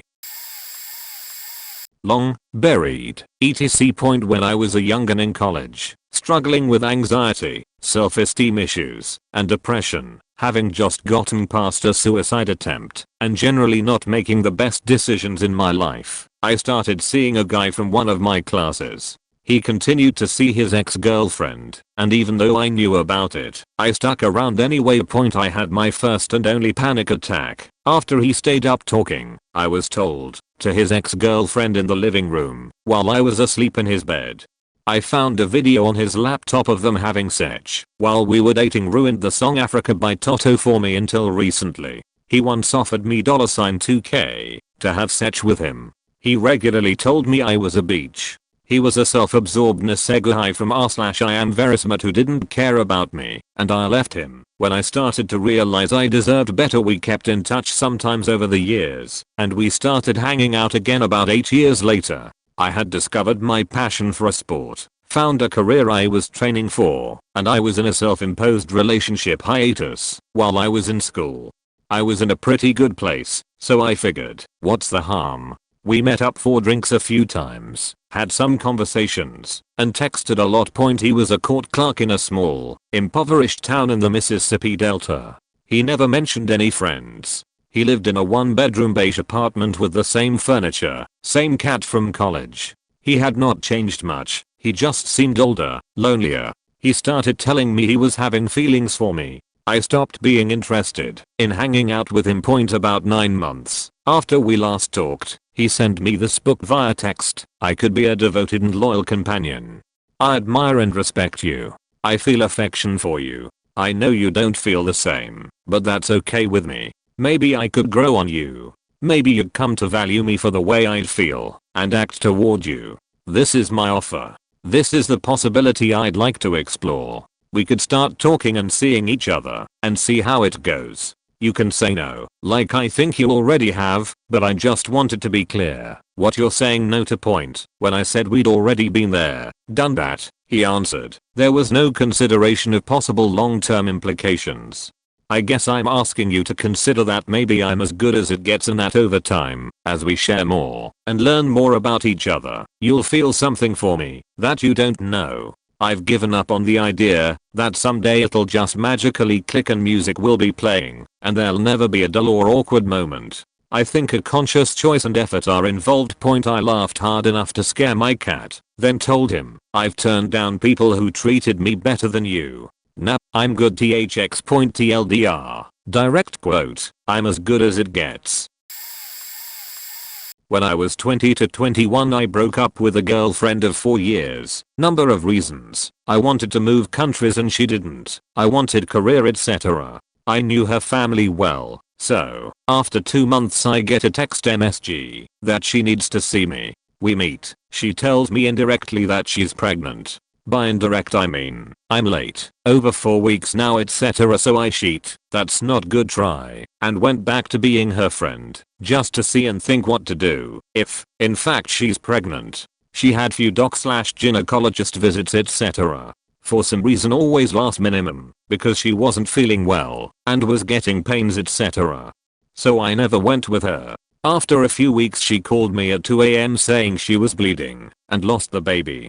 Being 20 IHS I was obviously shocked. We got back together, just for the sake that I didn't want to leave her on her own. But something didn't make much sense and things were just too homey too quickly. She was too happy and something didn't make sense. I was expecting what happened when my C's had a miscarriage, for her to be down and depressed for some time. I mean normal human reaction. I was more down than she was. So at the visit to her family, I've asked her nana. I said, she told me when wasn't preg really, did you know? Just making it up. Her grandmother said, I told her not to lie, it was a bad idea, glad you cleared the air. I said a nice thank you and left. I met with my ex later that day and said, you were not pregnant. Huh, yes I was. Me, no, your nana told me the truth. Huh, well I never told you I was. I told you I was late. You assumed it. She then made a point about how this was her way to show me that she's ready to have my babies. Like what the fuck? So that was 17 years ago. Have not seen her since, and it still makes me sad what people are capable of. I briefly dated a girl sophomore year of high school. Her father was military, and they moved a few states away. We tried the long distance thing, but we were young and broke up. She would call me all the time, and it started to get weird. She'd know about new friends, male and female, that I had made without me bringing it up. I got kinda spooked and told her we couldn't be friends anymore. After high school, I moved a few states away, got my own cell phone and a place to live with a girlfriend at the time. She showed up. My girlfriend of the time let her in while I was out, and I came home to this crazy girl talking to my girlfriend. I asked her to leave. She complained that she just flew in to see me. I said I don't care, you need to go. A few years later, I had moved back to the state I was in. New girlfriend, new cell phone, everything. We had a baby. One night, I came home from work and my current girlfriend had invited this old friend of mine in. I walk in to see this psycho woman holding my 2-month-old son. I play it nice until I get my son away from him. Told her that I was calling the cops. She wasn't welcome. When she left, I gave a police report. 5 or so years go by, and I get a phone call from a number I don't recognize. I answer and it's her.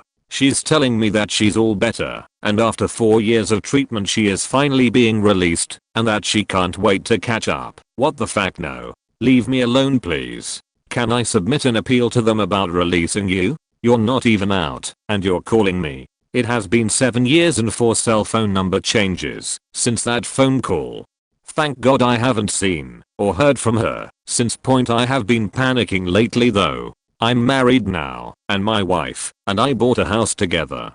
Prior we put everything under her name so that it was difficult to find me. A few months after buying the house, the water company contacted me about some 0.86 cents bill I had from years ago.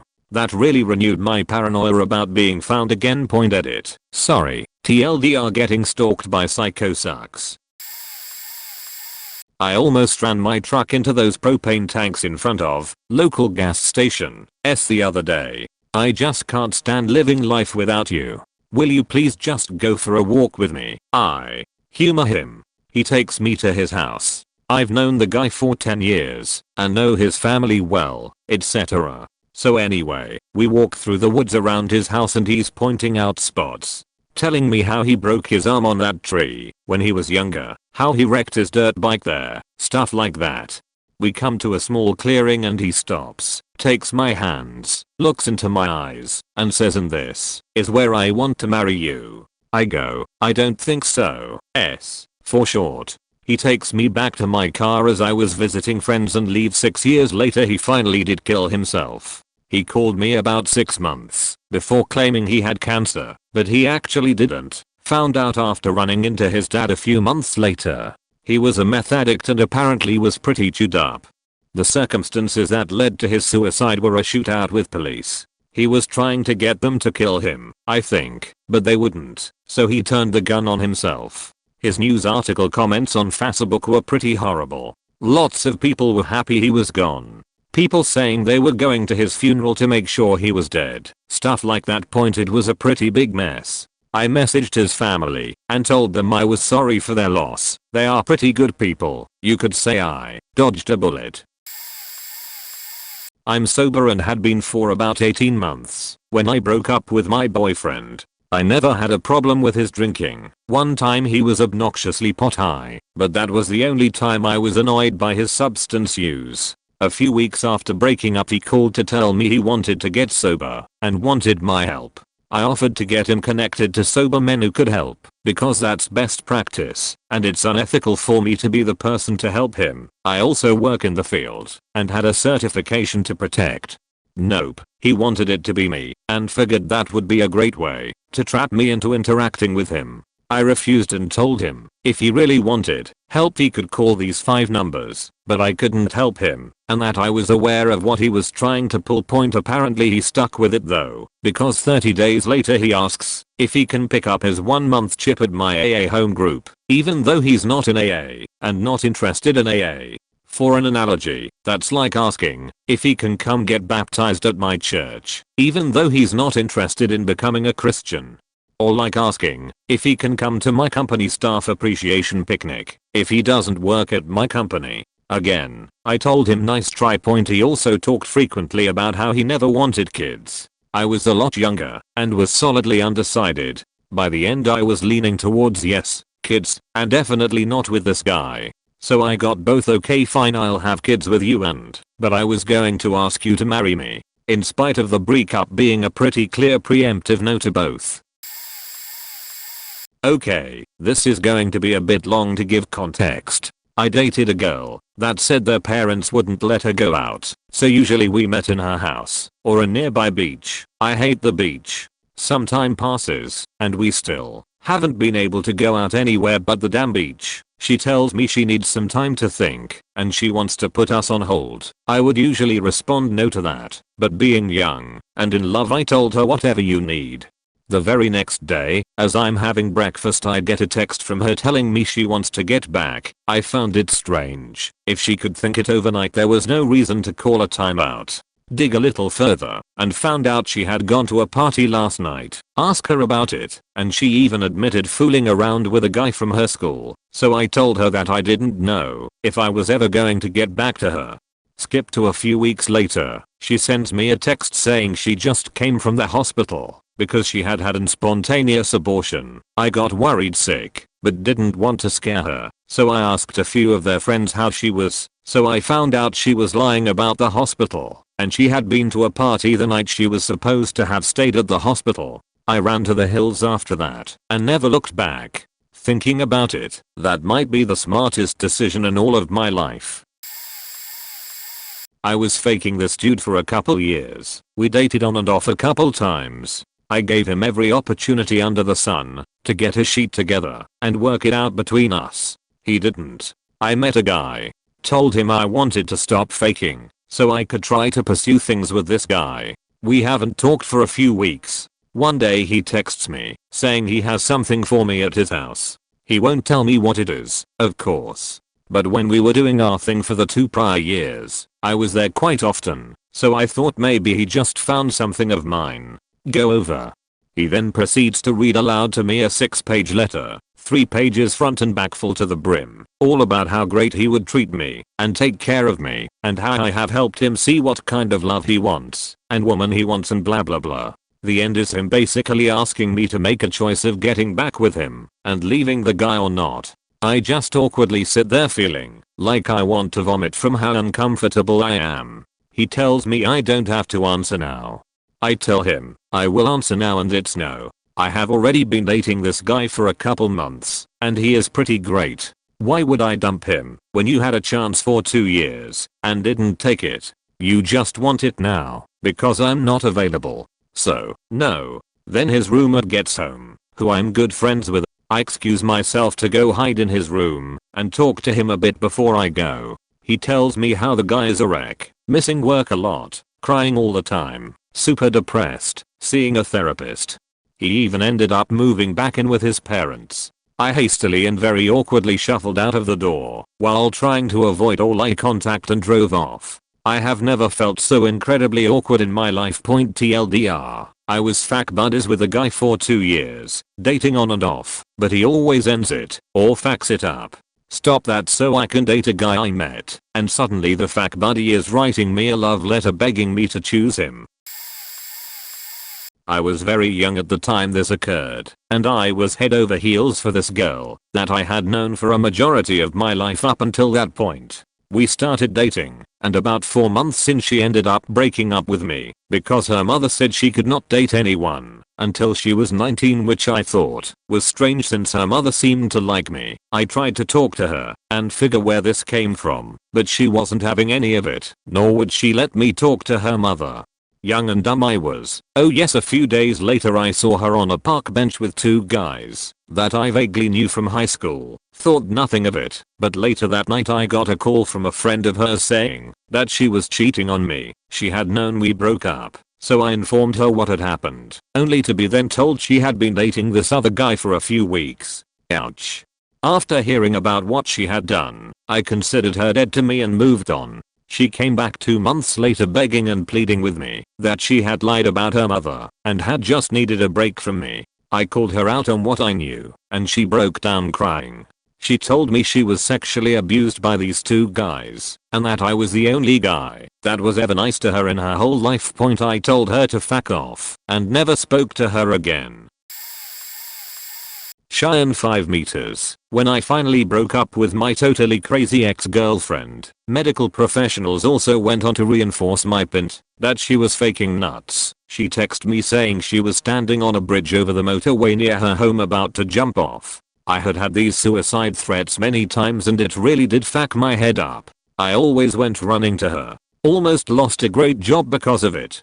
Anyway, I said something along the lines of I'm sorry, I can't stay in this relationship any longer, it's so unhealthy for both of us, and told her I had called the police and an ambulance to the bridge. She replied with my mum has faking asthma and you know she does, you're going to stress her out and make her faking ill, you're such a faking cunt. Turns out she had been sat at home the entire time texting me, which I was 100% sure of. after she panicked and confirmed that she was at home. I blocked her on absolutely everything and had zero contact despite many insane stalkerish ways of trying to get hold of me and turning up to places where I am and trying to get my friends to make me take her back. Over a year ago, after a year zero contact, a couple weeks ago she turned up at my local pub after apparently her newer guy dumped her and started telling my close friends I love him. I wish he would just faking give me a chance to prove it because I wouldn't go near her. The day after she was back with him. Never again.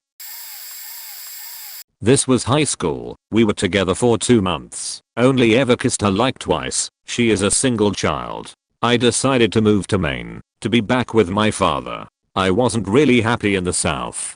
I'm a minor at heart. She decides to sleep with my old best friend. To try to get me back, Crazy Ex went into great detail on how she would sneak him in and have to tape the wind chime on her bed to the wall so as to not wake her parents. Note, he is black and her parents are typical southern racists, so that went well. Her parents also later got an anonymous tip. My old friend got smart and knew she was only doing it to get back at me and called me up to say sorry. He left her also. Crazy Ex then proceeded to fall for my cousin, and when that didn't work out like my nephew, I warned them both, and they blew her off. I was with someone else for 8 years. A Crazy Ex got married to a military man. On and off through the years she contacts me trying to talk with me. I left her alone because crazy and because I'm not going to mess up any military man's home. Too much respect for that. I also knew if I tried to talk with a Crazy Ex she would no doubt cheat on him. I didn't want that to happen to another military guy because of me. When S broke up with me, she went to some old friends and took their phone to message me on Facebook on how I should call her and unblock her. She is no longer with the military guy, and when I go down to visit my mother we can hang out like old times. I once dated a girl with borderline disorder and bipolar. In retrospect, it was quite faked up. She had a habit of throwing all her money away at completely unnecessary things she could not afford herself while manic. When depressed she made threats of killing herself as in means of emotional blackmail. Constant roller coaster. Needless to say, got really fed up with her toxic ways, broke off the relationship 2 months afterwards. I'm seeing a new girl. Ex finds out, informs she is pregnant, and is going to keep the baby to just have a huge fuck you and to have a reason to be in contact with me. From word to word. Well, then you have to choose between her and me. I have our baby and there is nothing you can do about it. If you choose her I can guarantee she will know about it. Fuck you. Didn't give in. She goes for abortion. I thank the gods and elder evils for this miracle of sober thinking in the midst of madness. Never got to know was she actually pregnant, but after this experience I learned to always use condoms, even when the girl is on birth control, and most importantly, not to stick your dick into a crazy person. Later I heard she was pretty much devastated about the whole ordeal and went for alcohol fueled dick fest. By seducing and faking my friends. Yeah, you don't stick your dick in the crazy. I'm sorry I've been toxic and have been guilt tripping you. I know I'm shit and I don't deserve you, but I'll change. I promise. Edit. This actually happened a few days ago, but since this is a throwaway account anyway, more on that later, I may as well put it here on the internet. Got a spam call on Skype 20 times while I was away from my computer to use the can. In between each few calls was, I know you can see these and that you're just ignoring me. You can give your best friend of 8 years a few minutes of your time, but not me. I deserve some faking answers. Worse was, on Facebook after her Skype spam, she had sent you just want me dead, don't you? You just hate me so much and just want me to die and never bother you again. Or are you secretly dating your best friend? That's it, isn't it? You were cheating on me the whole time. You didn't even mean it when you said you loved me. We dated for like 5 months. I messaged her back, God knows why I still have her on Facebook, and asked why the hell she thought that was a great idea and what the fuck she was on about. Her best line after that was, I'm sorry. I saw your best friend had tagged in a post 2 weeks ago that you guys couldn't Skype, and why would you give her attention over me etc. Reason why I made this throwaway was because she stalks like a motherfucker. I'm too paranoid now to even post anything on my social media accounts because I fear that she'll see it and just message the hell out of me and faking interrogate me over everything. I had an ex who left me after 2 years together. At this point I was living in my house, even with my parents. I was in college, but she stayed over every night. She just went off to college and cheated on me with a guy on her team. We broke up, and not after 2 months she says how much she wants me back, and I being a moron do so. We go out to dinner with my dad, and he says how happy he is for us, blah, blah, blah. Later that night she calls me and tells me how the other guy has been talking shit about her and how she is going to confront him.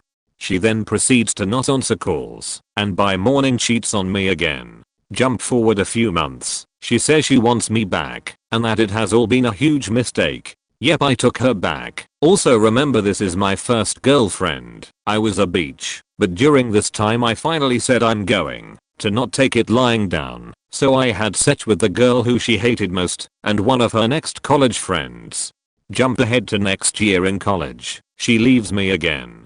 Jump ahead 2 years and she confronts me. At this point I have had a new girlfriend for 2 years and she starts saying how she misses me and wants me back and then proceeds to say that it was mostly my fault anyways. Also that I had sex with those 2 girls after she had left me a second time. Fact that I no longer deal with any toxic relationships. I've sadly been on both sides of this. My first girlfriend, who I was with for nearly 4 years, cheated on me twice, probably because I was smothering and immature. I begged for her back, eventually getting her back twice. I'd guilt trip her into staying with me, even buying her a laptop for school and trying to bribe her. When we'd fight though, I would call obsessively and show up at her house to try and talk things out. I never once got violent, but I would make a scene. I don't remember any of the pleas I made to her anymore, as it's been 6 years since we split, and I'm entirely ashamed of who I used to be and my childish, selfish behavior. Fast forward 3 years from my last girlfriend, I'm dating an emotionally abusive woman who turned into full-on abuse. She stabbed me once in my shoulder, tried to kick me downstairs, smother me with a pillow, racked up debt on credit cards she opened in my name, and would threaten to kill herself if I left her. Times I remember, I once left her because I had a lot going on in my life, dying grandmother, family issues, and she got pissed because I wouldn't come over and bring her food when I had work in the morning. She replied, "I'm sorry, but your grandmother has been dead forever. You should be over it by now." I somehow ended up back with her. My parents let her stay at our house when she had nowhere else to go. They asked her to get a basic minimum wage job to help out. She told them she couldn't because we were just going to move out together in a few months, which was news to me. When we kicked her out, she used the "I'm gonna kill myself" excuse. If I lose you, well, I ended up staying. It was a nightmare, and sadly, if you are abused as a guy, no one takes you seriously. I had to save up a ton of evidence to get a restraining order on her. Dated my ex for 4 years. It ended about 5 years ago. She called off her wedding to the guy she dated after me very recently. She got in contact with me and wanted to meet up for a drink. It's been a long time. I'm over her, so I agree to go. She spends the whole time telling me how awful their relationship became over the time they were together and how she could never get me out of her head. She says she missed how we were together, yada yada, and that this guy was such a huge asshole. She tells me that she really wants us to start spending some time together. I say that I wouldn't mind that and continue the conversation. I ask her why she ever started dating him in the first place. She says, "When I first met Pete, he was just so fun. We would talk for hours on the phone and go out drinking late almost every night." For context, I have met this guy. He is her best friend's boyfriend's best friend. We met him about 6 months before we broke up. I put the timeline and her statement together after a few seconds and said to her that when she first met him, we were still together. She immediately freezes up, says nothing for a few seconds. I get up and she starts to tell me that it was just a mistake. That she meant after we broke up, not after she met him. I sit back down and ask her if she's lying to me. At the time I was going to school during the day and working some late nights at a bar. so it would have been really easy for her to do what she just said. She breaks down, tells me how much she regrets what she did to me. I get up and walk out as she yells at me from her stool. Fast forward 2 months. She moved into my apartment building, and I now put up with her running into me on a daily basis. I was engaged to a girl who had started cheating on me with a heifer she worked with. This supposedly ended once I confronted her. No chance of a three-way, unwanted by me anyway. The lesbian she was sleeping with told her she wasn't going to leave her girlfriend for my fiancé, so she begged to come back. I idiotically agreed, but I started having my own fun once the trust was over. 1 month later in Florida with my family, the lesbian's girlfriend messaged me telling me it was still going on. I found out at Disney World, where I was tempted to push her off the top of the Robinson Crusoe treehouse. Again, accepted her back. Another mistake. When you own a house with someone, it makes breakups difficult. Then 2 months later at a wedding she got hella drunk and spilled the beans on the rest of her lies. I told her she was out. Then she proceeded to punch and kick me for 2 to 3 hours in my truck. She'd start, I'd hold her down to stop her. Then as I thought it was winding down, there'd come another kick to the ribs. Finally I opened her door on her and she fell out. She slept there. Next day she was out for good. She tried to get me back by saying that if I didn't let her come home and take her back, that she would take my 2 bulldogs from me and tell everyone that she left me for a girl. So with her attempts to embarrass me, she is still single, lives with her parents again, and has no dogs. I'm now married to a woman I met 3 days later, happy as hell. I'm late to the party, but some of the guys I've dated, I'm not proud of dating them, but I've learned my lesson. My first boyfriend, when I was 13, we were together for 8 months, and he was super clingy. I ended up feeling suffocated, and I broke up with him. It took him by surprise, and he was in shock. He told me he couldn't live without me, and that he was gonna kill himself. I knew he wouldn't, but we stayed friends. But he kept trying to win me back for 9 years after that. He would tell me he'd leave his baby mama slash fiance, and since I'm so good with kids I can help him raise his son, and with me in his life the kid actually has a chance. The last time I heard from him, he had written me a song talking about how I hurt him, and his son will grow up motherless. His son's mom left him for another guy like a week after his son was born. But even worse was when I dated a friend's brother. My friend wanted me to date him because she thought we'd be perfect. He was really sweet, so why not? We were both 15. Neither of us had a means to see the other, and we lived like an hour away. After a while I decided that it wasn't gonna work because we couldn't talk much with strict parent rules about phone use and whatnot. After I broke up with him, he started messaging me, my best friend, and my sister about how miserable he was without me. After a while he started telling us how hard it was on him. Within a week he had become addicted to crack jit in a fight in his private school, been literally stabbed in the back during said fight, been hit by a car, got in another fight with the same guy in the same school, and stabbed again, tried to hang himself, cut his wrist, and spent a night in the hospital, and many more things. About 2 weeks after the breakup I ran into him. He was playing football, as in American football, where he is being tackled. When he got off the field I said, "Man, you heal fast. You look pretty good out there for what you've been through lately." He started limping and holding his back. He was nuts. She sent me an email 6 months later to my work address. She said she wanted me to drive 2 hours to her parents' house so we could talk. I replied that I didn't know what she wanted to talk about. She replied that she wanted to apologize and we could talk. I replied that she attends the university I work at. She could schedule a time to see me when she returned from break. I said I had nothing to say to her, but she was free to come say whatever she needed to. She sent back a single paragraph run-on sentences that lacked punctuation or proper capitalization, essentially saying that she absolutely couldn't believe that I did not contact her to wish her a happy birthday, that I didn't contact her to wish her well when she needed surgery after being thrown from her horse. I had no idea. I blocked her on Facebook, and we don't have any mutual real friends, and that maybe I didn't think my well wishes were wanted, but they were. And she didn't understand why, after everything we've been through. Not sure what that is. We couldn't still be friends, never mind that she cheated on me for like 4 months.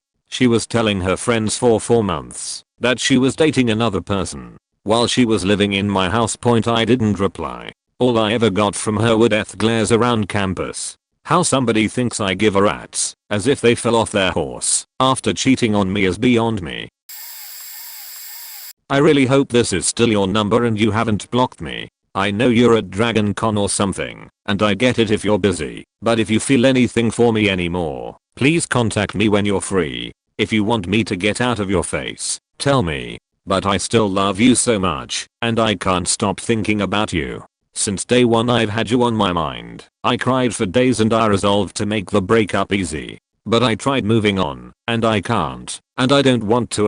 I hate being apart from you, Courtney. I don't just miss what we had, I miss you as a person. I tried going out with someone else, and I broke it off. It just wasn't working, and I admitted to them I was still in love with you. I'm sorry if it seems like I'm harassing you. Please just tell me you at least got my message. I wish I had talked to you sooner than this, but my head just wasn't right. I've been seeing a psychologist and psychiatrist, and trying to change more. I was a mess all the way through April, and even now I am. So sad when I think of what happened. You deserved more than a text, but I felt if I did it any other way, I would get back with you. Not that that makes it right, because it wasn't. But I wasn't self-aware enough to realize how much was wrong with me, and it took losing you to do that. I know you tried to FaceTime me that night that we broke up, and I get sick every time I think about how I just let it ring, and how much I knew I had hurt you. I just miss you so much. Sorry, I'll stop spamming you now. But please, if you haven't blocked my number, just talk to me. I wish I had been more self-aware when things happened. I wasn't, and that's my fault. And I've tried to be a better person and get help, and it's worked so far. I just know I've lost you, and I haven't known how to deal with it since. Please just talk to me. I miss you. 7 months after he accused me of being emotionally abusive for wanting him to apply himself in school, and not just waste money on college, to not do the work, and dumped me over text while I was at my job. The posts here are fantastic. Dated a girl for just about 3 years, and after the first 5 to 6 months or so, things got progressively worse, with some ebb and flow to the terribleness of it all, giving me stupidly false hope that it was worth holding on to. She was selfish to the millionth degree, with every attempt made to blame it on me, as if I was the terrible person. If I didn't want to do exactly what she said at any given moment, I was a selfish asshole who didn't care about her at all. Like I said, toxic. In short, I was largely miserable, but had somehow convinced myself that it was worth holding on to. It would get better, so I finally broke up with her after she tried to set me up to look bad when she was moving. I offered to help, she confirmed, told her family, and then gave me the wrong time of the day, making sure I showed up right when they had finished. Good times. After we broke up, she would find a way to contact me, usually online, every 3 to 4 months and check in. At first I thought, sure, I'll chat with you a bit, I'm not mad about it. But as time went on, it got more and more like it was, with her trying to put everything on me. At one point, she started talking about the dude she had dated, and then the one she most recently had been with, sexually and non-sexually. So after trying to tell me this long story about what they did, how great they were together and so on, she said the following to me. So yeah, we are thinking of getting married. What do you think about that? Me, cool, glad you found someone, and that you're happy. But no, how do you feel about it? Like, how do you feel about us? Me, sorry, I think I'm confused. Like I said, happy you found someone. But would you ever get back together with me? Like, what about us? Me, what about us? We haven't been together for a while. And aren't you about to marry this person? Sure, but you know, I'd get back with you if you wanted to. I mean, if you've grown up and see what went wrong, we could be together. Me, hold on, what? Will I grow up? Yeah, like if you've changed the way you see things and gotten better, and, you know, I thought you were happy with me. Me, you're funny, you know. For 3 years, I allowed you to basically run my life without issue. I never complained directly to you, nor made a fuss about it. I was miserable the entire time and I finally realized it just before we broke up. Since then, my life has returned to something worth living. You're a selfish, two-faced asshole who, even now, cannot see that the person you were intimately involved with for 3 years was completely devoid of life when they were with you. Are you? Huh, what? I had no idea, I thought you were happy. Me, you're ridiculous. Let's put it this way, I would rather castrate myself and set myself on fire than spend another moment with you. Point needless to say, that got the message across, and I haven't heard from her since. Which is awesome, because it certainly told me what I didn't need, and now I have an awesome wife and kids. I broke up with a guy who then carved my name into his arm with sorry underneath it, then punched a brick wall and shattered his hand. So he ended up with a cast that covered the love-proving wound anyway. Point surprisingly I did not take him back. Point I did, however, run into him about 5 years later. He seemed totally normal and the scar was super faint. We caught up over coffee and hung out a few times. He showed me that he has my name tattooed on the inside of his lip. He's a tattoo artist and has all sorts of self-doodles. Apparently this one was worth redoing every time it faded because good memories. Then he came over to my apartment, got completely plastered, and my roommate and I had to hold him up to help him pee. He ended up getting into my bathtub wearing a winter coat but no pants, refusing to get out. I could tell by his eyes that his blood sugar was high and he hadn't given himself insulin for all the drinks he pounded. He's a type 1 and has a pump. Took his blood sugar. It was in the 500s. Had to get his pump out and count out units of insulin. Dragged him to my bed. He tried to take my shirt off. He kept saying he was sorry. I sat next to him while he drifted in and out of sleep and stupor, checking his sugar every 30 minutes until he was back in the safe zone. Then went and slept on the couch. Point woke up the next morning to find him sleeping on the floor next to the couch, holding my hand. Point such a long night.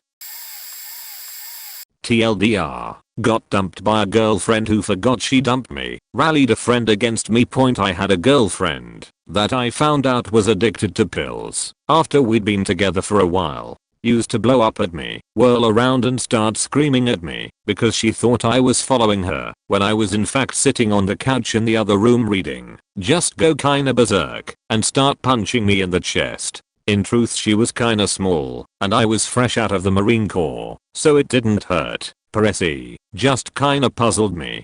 She finally lost it one night and woke me up screaming about something I had done in her dream, or more likely, her hallucination. Went on for a bit and ended with her saying that that was it, we were finished, and she never wanted to see me again. I complied by getting a bag together and leaving about 15 minutes later. Slept in my car for a few days, got my sheet back together, and about a month later got a really shitty call from a mutual friend, tearing me a new asshole for disappearing on my girlfriend like that. I was speechless until I figured out what she was talking about. My then ex had no clue that she'd told me to hit the bricks and had been so stoned on her pills for so long that she had only recently realized I was no longer there. I sighed and explained what happened, and our mutual friend sat in silence on the phone for a few seconds, then said, "Well, I did not know all of that," and hung up without apology or further statement. Keep in mind that the ex in no way tried to contact me during this time. I honestly don't know if she really didn't remember it or was just lying, but honestly I feel more sadness for her than anything, as she had problems that I didn't understand or fully appreciate for years. She finally did call me about a week after that and apologized and just sounded really shocked and saddened by the whole thing, but what can you say to that? Okay, rereading this I don't want to give the wrong impression. I was by no means faultless. I was really enjoying the holy shit time. Not in the military now, I can be as lazy as I want phase and didn't do much for the relationship besides acting as a reliable source of dick. I still regret that I didn't pay attention to warning signs, so I could have avoided the whole situation, but not out of self-pity. I just think we'd both have been happier. Shrugs. Sorry the long text, it was not much what he said, but what he did point I was at my friend's house, then ex called. I was pissed off about our relationship because I got to know that he was with me but was married. He told me he was divorced. He was insanely jealous, controlling and needy, so I was determined to break up. When he called, I told him that I needed to talk to him, so I suggested we meet the next day. He deduced that I was at my friend's house, so I went there. Then I broke up and he cried. Seems heartless, but I was so pissed off about him that I got so angry and I asked my friend to go walk with me. My friend trusted his house with X. While we were out, it was better X on the house over he following and pissing me off. We tried to kick him out before the decision letting him stay at the house. So we walked around for a while, and when I calmed down, we got back. When we passed through the door we smell a strong scent of disinfectant, but the house looks the same. They went to my friend's bedroom and there was X, with a shoestring around his neck, sitting on the floor, trying to hang himself on the window. The shoestring was tied on his neck and window. He was sit, and there was plenty of shoestring between, and with the bottle of disinfectant, drinking it. They start to scream and cry how much he loved me, and I couldn't break up, or he'd kill himself. At that point I realized he was just doing all the scenes to avoid the breakup. So I stopped feeling angry and started feeling sorry and pity for him. My friend told me he was going to talk to X, that it was better if I just went home. I completely shut X out of my life. Deleted him in all my contacts, Facebook, Orkut, MSN. Yep, it's a long time ago. Cell phone. Did not answer him when he called my house and ignored him on the street. After that, he started to stalk all my BFFs, showing at their house, begging to convince me. We all just ignore. Then after a couple of months he stopped. I heard he just returned home to his wife and son. TLDR. X was married. I didn't know. When I got this known I break up, he treated to kill himself. I shut him out of my life completely. Then he stalked my friends for a couple of months, trying to make them convince me to get back. Didn't work. He got back to his actual family. This isn't my story. I was just a witness to it. My brother-in-law used to go out with this girl who was still friends with my wife. She actually cheated on my bill twice during their time going out. The second time she got pregnant. The idiot, my bill, actually still considered marrying her and adopting the kid. The father ended up talking her into marrying him, and my bill wasn't up. Years later if you ask him about it, he'll tell you about how stupid he was and that he dodged a bullet. He also has bad luck with women. Years later he got married, but she ended up cheating on him, and they got divorced. Well, my wife's friend found out, and she found out he was going to be at our place. She came over under the pretenses of visiting my wife and letting her kids, she had 2 kids at that time, play with my kids.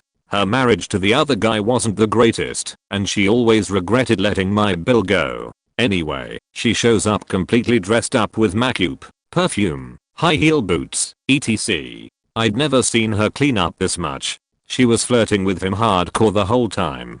He was nice, but never reciprocated the flirting. She leaves and texts him a few minutes later, and the flirting has gone to outright propositions. She started talking about her kids and asked them if he liked them. He said they were cute. She responds, I bet you wish they were your kids. Huh. At this point he'd had enough and told her that they were never going to happen. She tried to play dumb, of course. I didn't mean it that way. My wife and I laugh about it to this day. It was pretty apparent what she was doing the minute she stepped into the house all dolled up.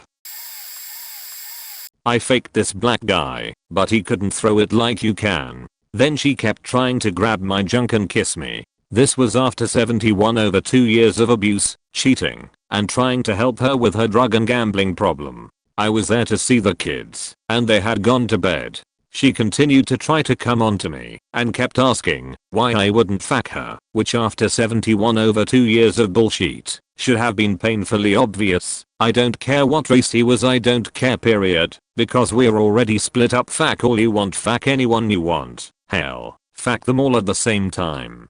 She continued to push me, asking why I wouldn't. Why? I kept telling her to stop, because that part of our lives was over. She wouldn't listen, so I called a friend for a ride to come get me. She continued to come on to me even as I was getting ready to go out the door. She just didn't want to accept the fact that I may have been with someone else now. She finally asked me again. Why won't you answer me? My ride was here, honking outside. I was irritated because my time with the kids had been effectively cut short because she wouldn't stop crossing this boundary point. As I walked out the door I turned around. Wanna know why? I'll tell you. When you have a beautiful shiny new car, why in the hell would you ever go back to that buy here, pay here lot, where you finally got rid of that pain in the ass car that always let you down? Lost for words. All I got was a fuck you. It was worth it. So my ex was incredibly crazy and out of touch with reality. He was emotionally abusive, and I cannot count the number of times I woke up in the middle of the night to find him sleepy setching me. He was an alcoholic as well, and when I would wake up to him putting his penis in me, I would get mad and roll around telling him to get off of me. He thought that it made sense to pretend that he was asleep and didn't know that he was doing it, and even told me that I should be flattered, that I was so attractive that his subconscious even wanted us to fuck. It happened so frequently that he made up that stupid nickname for it, as if it was endearing. This thread brought back some memories of the stupid shit he used to do, and it is all pretty funny now. Several years later, first, I tried breaking up with him after about a week of talking because we were completely different people. He says to me, well, we had a good run, kid. Don't feel bad. Everyone in my life leaves me. I'm just unlovable. My dad died. My best friend killed himself with my gun. My ex-wife stole my baby away from me. And now you. It's fine. I'll just lock myself in here until I eventually die. I was stupid and took him back. He started randomly reaching over, putting a hand on my bladder, I guess thinking that is where babies come from, and saying how excited he was to put hundreds of babies in there, and would begin talking to my abdomen, threatening to stab it to bits if it didn't provide him with several sons. He was on unemployment, US, and apparently did not know that it expires after a certain number of days. So he got his check with a letter stating that it was the last one he was getting, and he freaked out and tried calling the government so they could fix it because they should still be paying him.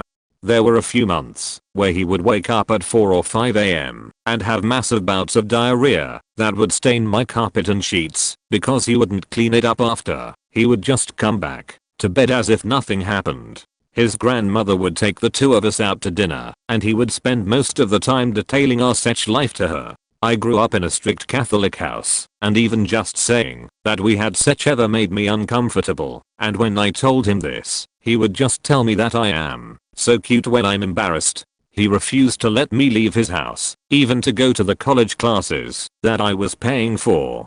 I ended up not finishing the semester and had to take an extra year to get my degree. When I told him that I couldn't do anal because it hurt too much, he laughed, told me to take a few shots, and then just continued on, no matter how much I protested, cried, and told him to stop. I now have to stick to a strict diet because my anus and internal tubes got so torn up that I can't poop too much or the scars will rip open. Point the kicker to all of this is that he was 26 and I was 18. All of his friends were married and in their 30s, so the entire thing was very uncomfortable on every level.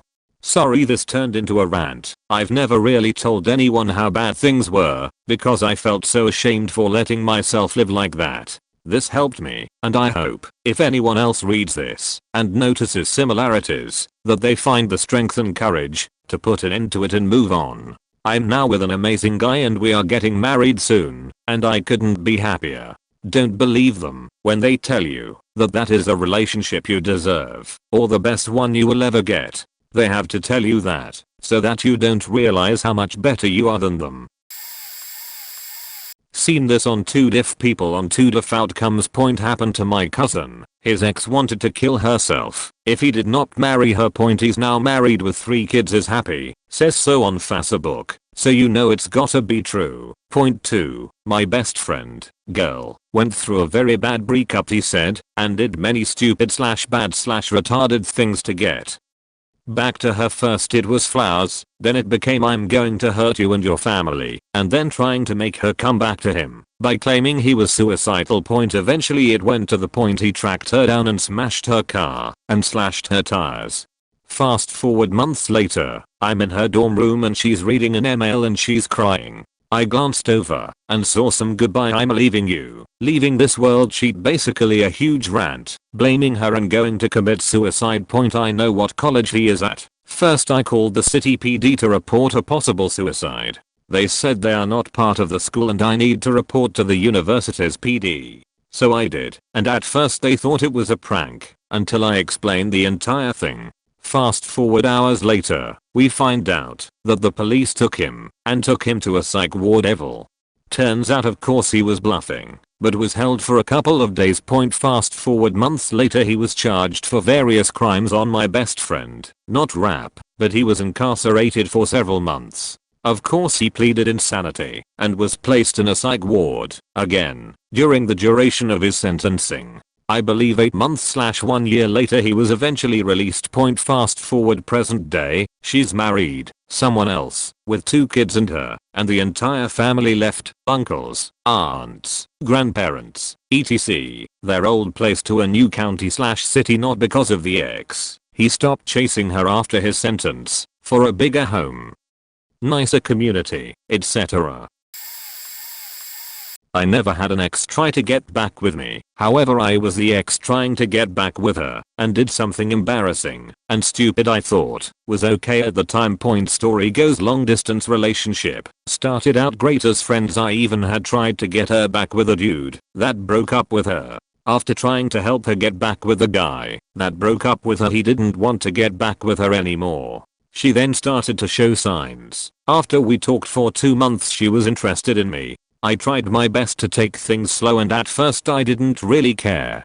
But after 3 months of talking, I started to open up a great deal to her and we decided we are in a relationship. I haven't had many relationships in my life, but when I do, it's the one thing I pay full attention to and try my best at. I think my inexperience is what led it to go sour. After 5 months of us talking, she started to ignore me, and even when I tried to ask if she wanted to have a break or me to back off, she ignored me. During our time together, I gave her digital gifts, bought her Overwatch, and gave her redeem codes for skins loot boxes. She loved my gifts, she said.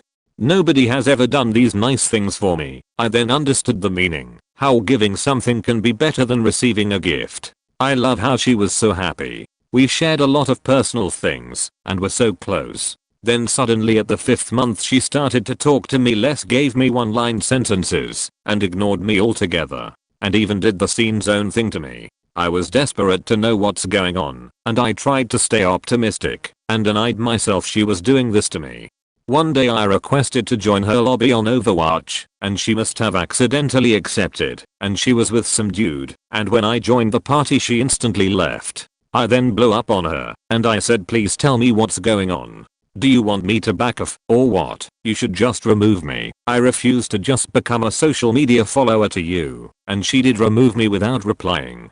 I felt terrible, lonely, and I regretted what I said to her. A week goes by and a friend of mine helped me patch up what happened, and she added me back on everything. Although she still was ignoring me and giving me one-line sentences, but I was happy we was friends again, even just as friends. Here's the embarrassing X part. When she added me back, I thought to myself, maybe if I do something extra special she will see how much I can. And our friendship, I googled her name, found her address, and sent her a diva pillow from a website that makes them, a video game character she likes. Print it on a pillow. A few days go by, and I'm getting nervous about what I've done, and I tried to tell her about it. She still ignored my messages. So I let it take its course. About a week and a half of her adding me back, it finally showed at her house. I got a message from her saying, girl, hey, sorry, what have you made me? Sends photo of it. Girl, oh, how did you know my address? At this point I knew I faked up, and I didn't know what to say. I sunk so hard, and I knew it's done and over, and I faked up.